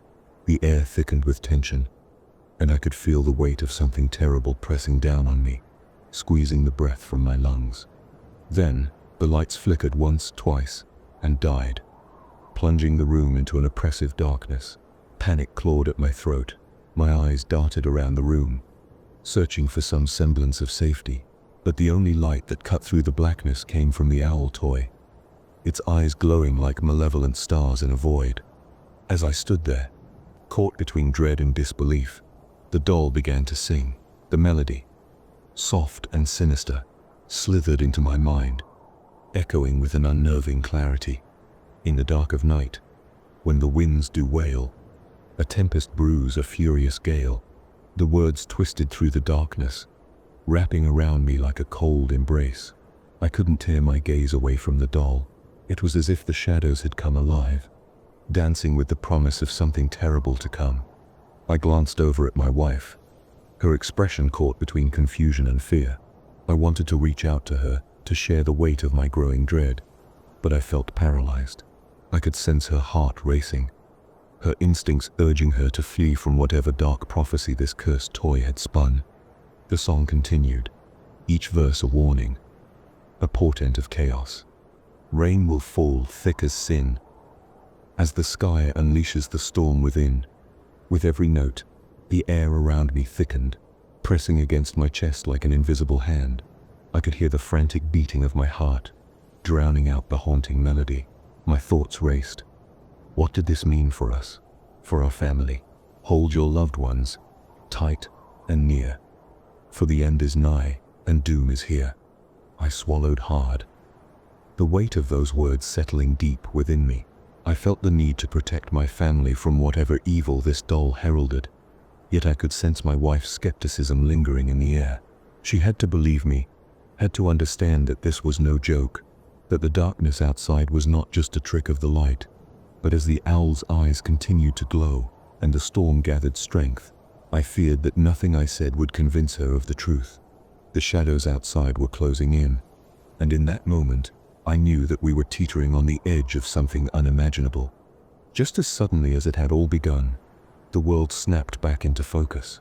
The lights flickered back to life, casting a warm glow that felt almost foreign after the oppressive darkness. I blinked against the brightness, my surroundings slowly coming into view as the shadows receded. But the relief was short-lived. My wife turned to me, eyes wide, a flurry of questions tumbling from her lips like leaves caught in a windstorm. What just happened? Is a storm actually going to come? Her voice was frantic, each word laced with confusion and disbelief. Why did the lights go out? Why did everything outside plunge into darkness? I opened my mouth to respond, but the words caught in my throat. How could I explain what had just transpired? The melody of the owl's song still echoed in my mind, a sinister reminder of the warning I couldn't quite shake. I felt as though I was teetering on the edge of sanity, grasping for the threads of reality while the fabric of it frayed around me. I don't know, I finally managed, my voice trembling. I think it was just a power outage. Sometimes the storms out here can be unpredictable, but I hesitated, glancing at the owl toy resting on the dresser. Its eyes had dimmed, but a chill ran through me at the memory of its prophetic words. Her brow furrowed deeper, searching my face for answers that felt like shadows slipping through my fingers. No matter how hard I tried to grasp them, a power outage, she repeated, skepticism woven through her tone. And what about the darkness? It felt like something was closing in on us, like it was alive. I know it sounds crazy, I said, trying to steady my racing heart, but it was like the light was sucked away, like we were trapped in a moment that didn't belong to us. I pressed the button on the toy, and my voice trailed off, the weight of the truth heavy on my tongue. I couldn't tell her about the song, about the warning. Not yet. Why did everything turn to darkness, Jason? Her voice softened, concern flooding her features. You start scaring me. I raked a hand through my hair, feeling the tension coil tighter. I don't know. Maybe it was just a trick of the mind. Maybe I hit my head harder than I thought. I forced a smile, though it felt more like a grimace. I'm fine now. Look, The light is back, and we sat home. Outside, however, the world remained cloaked in a deep, unsettling night. As if the sun had vanished altogether, the windows glowed with the warm light spilling in from the house, a stark contrast to the darkness that loomed beyond the glass. But deep down, I knew this wasn't over. The unease curled in my stomach like a storm, and I could almost hear the faint echoes of the nursery rhyme, a taunt lingering just beyond my reach. I watched as my wife's expression shifted from confusion to frustration, and I felt the gap between us widen, as if the darkness had left a chasm in its wake. "Jason, you can't just brush this off." "Something happened," she insisted, voice rising with urgency. I looked away, the remnants of dread still clinging to me. I wanted to reassure her, to chase away her fears, but I couldn't shake the sense that whatever had begun that day was far from over. The owl's presence loomed in my thoughts, a harbinger of what might yet come. "I promise, I'll figure it out," I said finally, my voice steadier. "Let's just take it one step at a time. It's our home now, and that's what matters." As I said the words, a sense of foreboding settled deep within me. Little did I know, the storm was just beginning to gather strength, both outside and within. As night fell, an uneasy hush enveloped the house. The soft sounds of the suburban neighborhood faded into a gentle stillness, broken only by the occasional rustle of leaves or the distant hum of cars on the road. We tucked Tommy into bed, his small figure swallowed by the blankets, a faint smile lingering on his lips as he drifted off into sleep. I leaned down to plant a gentle kiss on his forehead, my heart swelling with love for the boy. "Good night, buddy," I whispered, trying to push the shadows of the day away. Lisa followed suit, brushing a few stray strands of hair from his face, her eyes filled with warmth. "Sweet dreams, Tommy," she murmured, and for a moment, all felt right in the world. Once we retreated to our own room, the weight of the day settled over us like a heavy fog. I sat on the edge of the bed, my mind racing with the remnants of the evening. My wife joined me, her expression a mixture of concern and curiosity, the dim light from the bedside lamp casting shadows across her face. "Jason," she began, her voice barely above a whisper, "what do you really think that doll meant?" The song it sang, it felt too real, too ominous. I rubbed my temples, trying to dispel the tension that had taken root there. "I don't know, Lisa. It's just a toy, right?" But when it sang, it was alive, like it knew something we didn't. I paused, the memory of the nursery rhyme echoing in my mind, dark and foreboding. "Do you think it's predicting a storm or something worse?" she asked, her brow furrowing. "Maybe it's just our minds playing tricks on us. The stress of the crash, the hospital, it's all a lot to handle." I tried to sound reassuring, but the words felt hollow, like echoes in a cavern. "Yeah, but I can shake this feeling," she admitted, glancing toward the living room where the doll had been left on the table. "It sits almost like it sits watching us. Let's not get carried away," I said, forcing a chuckle, though the sound felt strained. "It's just a toy. We can put it away tomorrow." We settled into bed, the sheets cool against our skin, but sleep felt elusive. The shadows in the corners of the room stretched and twisted, and every creak of the house made my heart race just a little faster.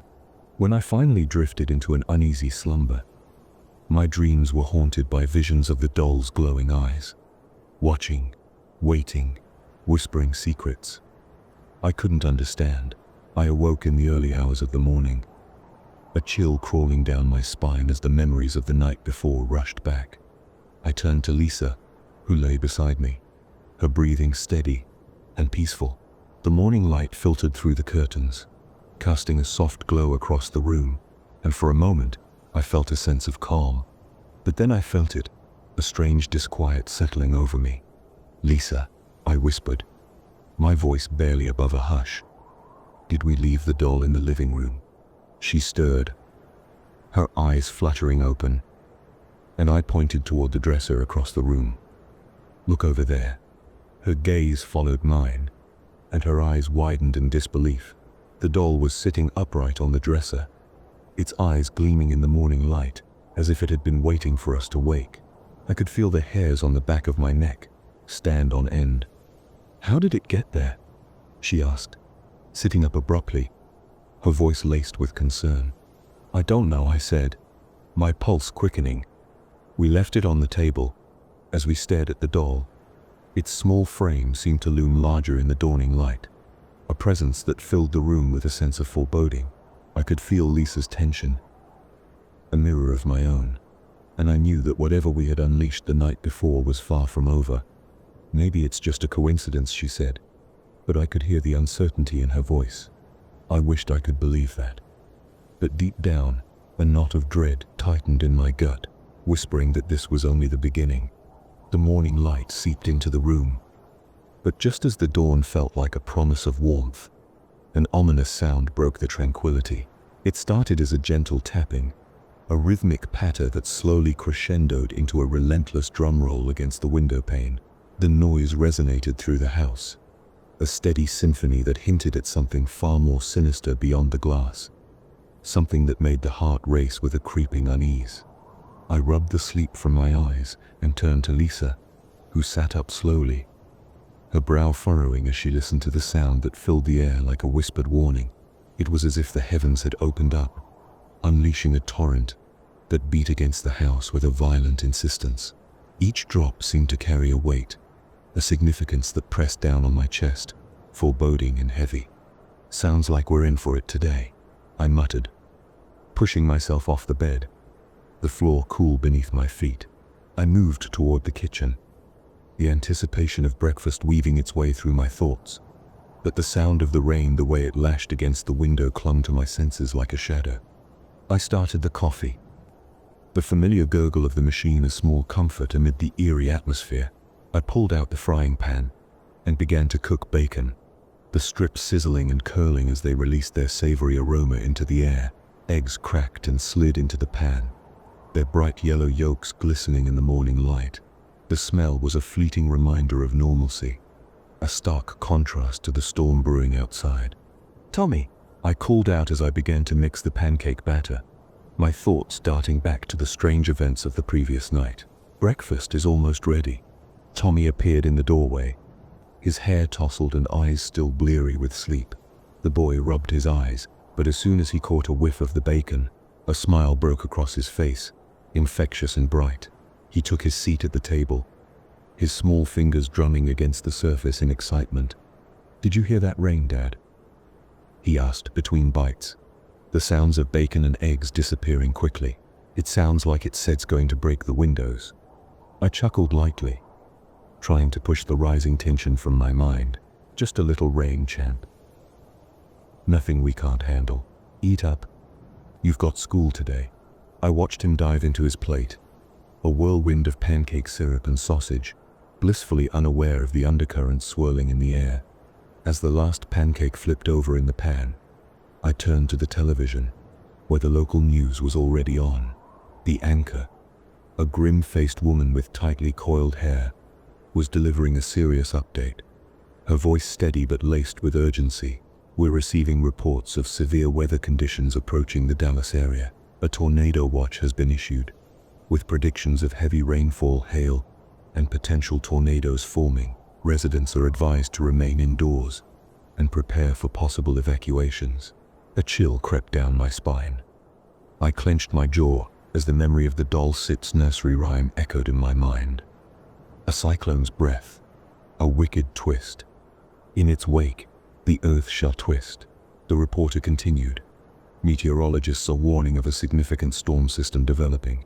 If you are in the path of this storm, please take precautions and stay tuned for further updates. As she spoke, I felt Lisa's gaze sharpen on me, her eyes widening with disbelief. It was as if the air had thickened with a shared recognition, a silent agreement that the uncanny words of the toy were now becoming a reality. Her look screamed, "Is this really happening?" I glanced back at the television, heart racing, torn between the absurdity of the situation and the raw truth of what lay ahead.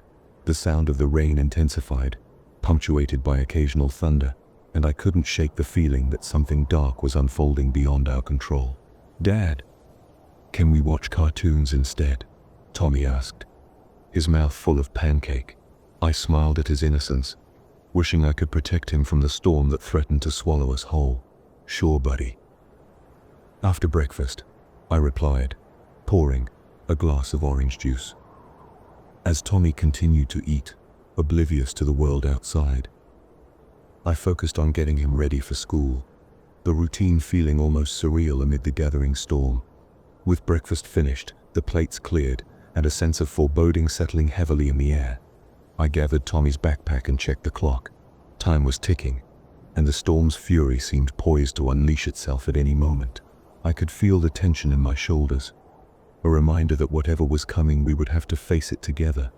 As I made my way to the garage, the rain's rhythmic drumming on the roof transformed into a chaotic roar, drowning out the sound of my own thoughts.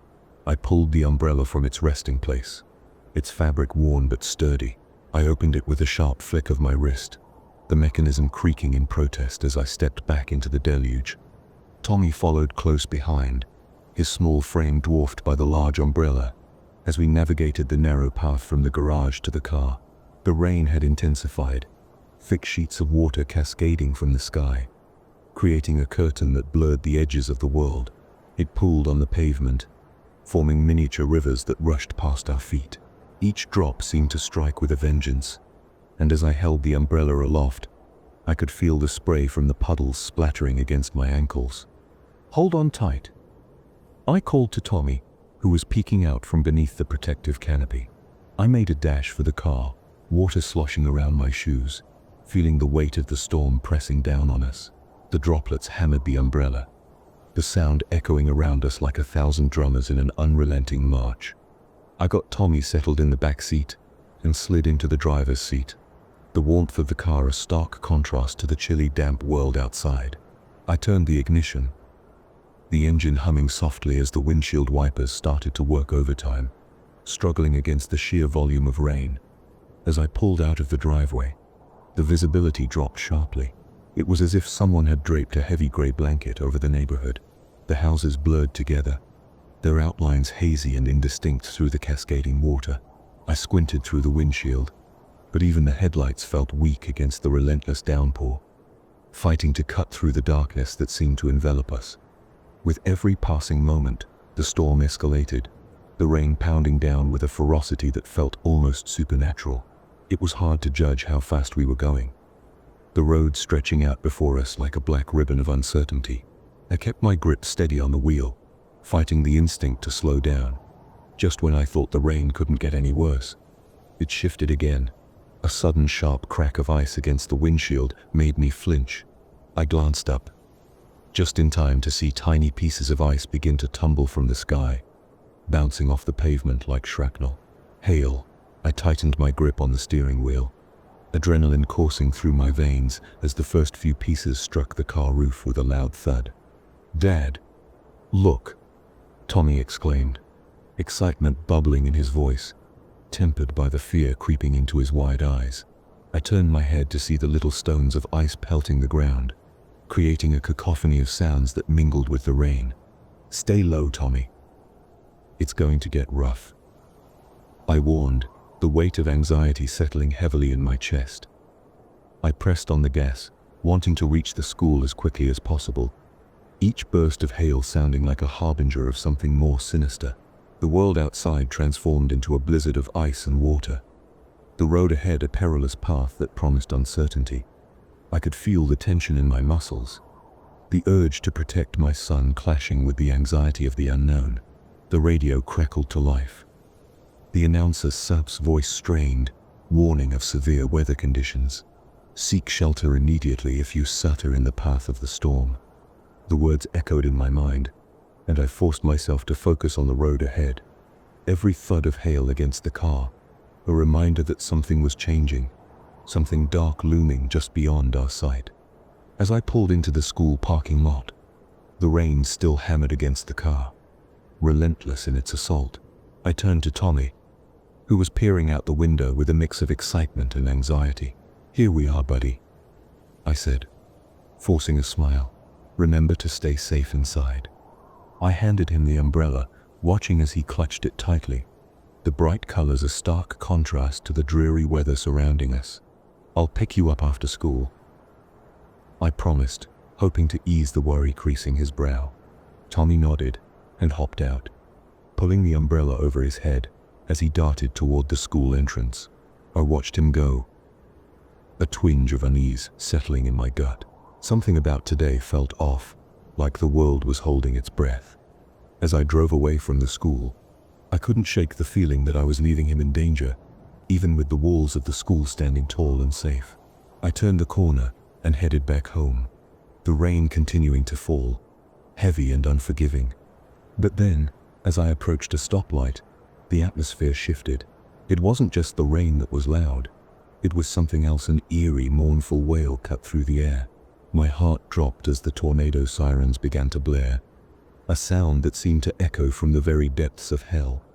The noise was chilling, a haunting, unrelenting wail that rose and fell in a sickening rhythm.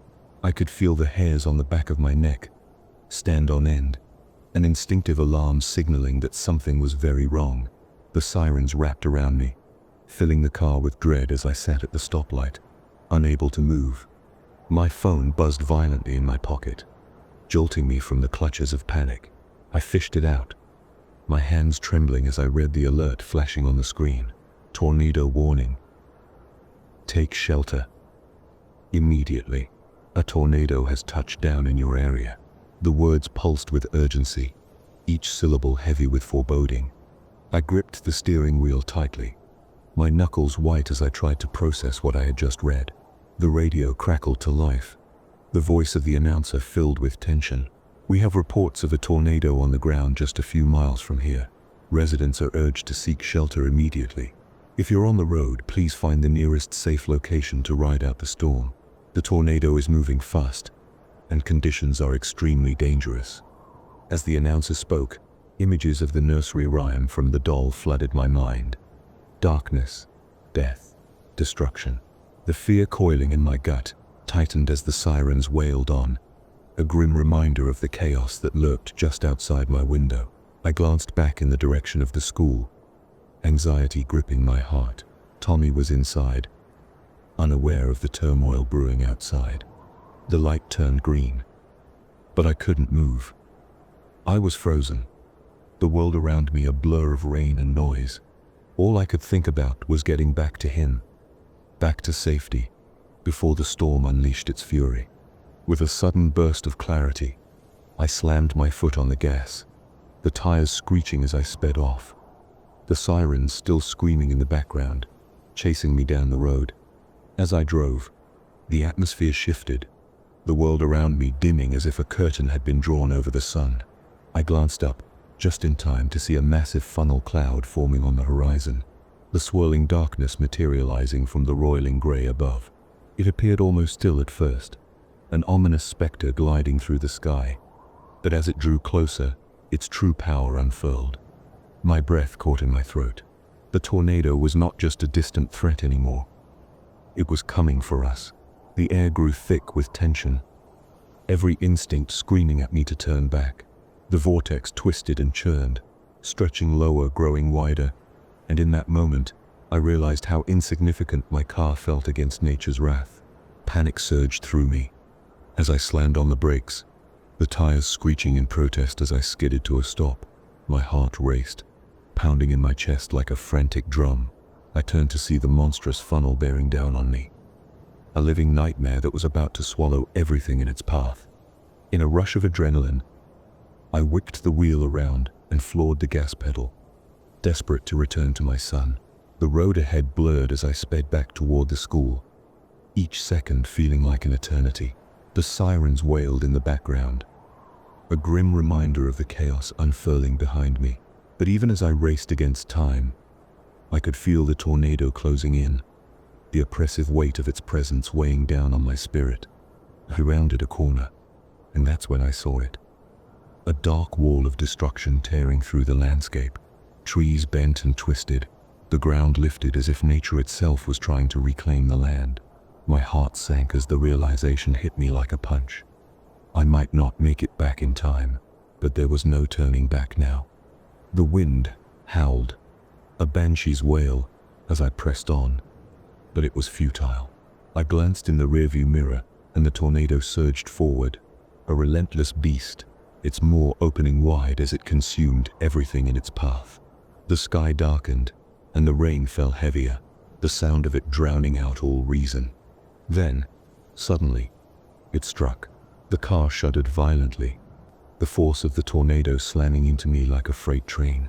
I lost control as the world spun around me, glass shattering, metal crumpling, and the sound of my own screams drowned in the roar of the storm. It felt as if time had stopped, the chaos outside merging with the terror within. The last thing I remember was the sensation of being tossed like a rag doll, the air filled with debris and darkness. Then, nothing, a void, an unending silence. The sun rose on a new day, casting its golden light over the town, as if nothing had ever happened. The store stood quietly, unaware of the horror it had witnessed. The toy once perched on the edge of that table had vanished from my life, that fate had a way of redistributing the remnants of chaos. The owl doll sat on the shelf, a curious blend of charm and eeriness that made it stand out. Its body was made of soft, plush fabric, richly patterned in deep browns and burnt oranges, resembling the feathers of a real owl. The colors seemed to shift in the light, creating an illusion of movement, as if the doll were alive, perched and watchful. Its eyes were the most striking feature, large, round, and glassy, reflecting the light with an unsettling brilliance. They were an almost unnatural shade of yellow, reminiscent of the moon on a clear night, and seemed to hold an ancient wisdom that belied its toyish nature. They could seem playful one moment and deeply unsettling the next, especially when they glinted mischievously in the dim light of the store. The owl's wings were stitched carefully to its sides, giving it an almost lifelike quality, but they remained forever still, as if waiting for the right moment to take flight. At the center of its chest was a small round button, slightly sunken and faded, a mark of its age and the many stories it could tell. When pressed, it triggered the soft, haunting nursery rhyme, the voice almost melodic yet carrying an undercurrent of something dark and foreboding. Its beak was a simple triangular shape, sewn in a bright orange, felt that contrasted sharply with the darker tones of its body. The overall effect was both whimsical and unsettling, making it difficult to determine whether the owl was meant to comfort or to warn. This owl doll, while intended as a toy, carried an aura of mystery and foreboding, its presence evoking an unease that lingered in the air around it. It was a toy that didn't merely occupy space. It seemed to absorb the atmosphere, silently watching and waiting, forever poised between the innocence of childhood and the shadows of the unknown. A child wandered through the aisles, his eyes bright with wonder. He spotted the doll sitting innocently on a shelf, its eyes glinting in the morning light, the slight curve of a smile painted on its porcelain face. "Mom, can I have that one?" he asked, pointing excitedly. The mother hesitated, her gaze drifting over the toy. It looked harmless enough, a relic of innocence amidst a world of uncertainty. Little did she know the shadows lurking behind its painted smile, the whispers of a future still unwritten. "Sure, honey," she said with a smile, oblivious to the darkness it had once foretold. As she grabbed the owl, her fingers brushed against the worn button, and the doll sprang to life. Its eyes flickered to life, casting an eerie glow in the store SIP's fluorescent lights. The soft mechanical voice began to sing. "From shadows deep, I whisper low. A fate entwined in what you sow. In the twilight where dreams do bend, beware the one who calls you friend, with feathers dark and talons keen. He comes to claim what once has been, a man of owls, with eyes like night. Your final hour draws ever tight. He'll watch you closely, hidden from view, a silent watcher, waiting for you. So heed this warning, shrouded in fright. Your time is marked, and fate takes flight." The mother's heart raced, half in amusement, half in an unsettling dread. Her daughter giggled, enchanted by the doll's performance. "Isn't it cute, Mom?" she chirped, oblivious to the ominous tone woven into the rhyme. But the mother felt a chill run down her spine. She tried to laugh it off, but the cryptic nature of the song gnawed at her. What did it mean? Who was this man of owls? She shook her head, attempting to dismiss the unsettling feeling creeping into her mind. Just a silly toy, she said, forcing a smile. But deep down she couldn't shake the feeling that some truths lay hidden beneath the doll's playful facade. Truths that would unveil a fate she couldn't escape. As the mother and daughter left the store, the doll's voice faded into the background, but its warning lingered, a dark shadow over their cheerful departure. Little did she know, the very essence of the Owlman was already drawing closer, a fate woven into the fabric of her life, awaiting the moment to claim her soul.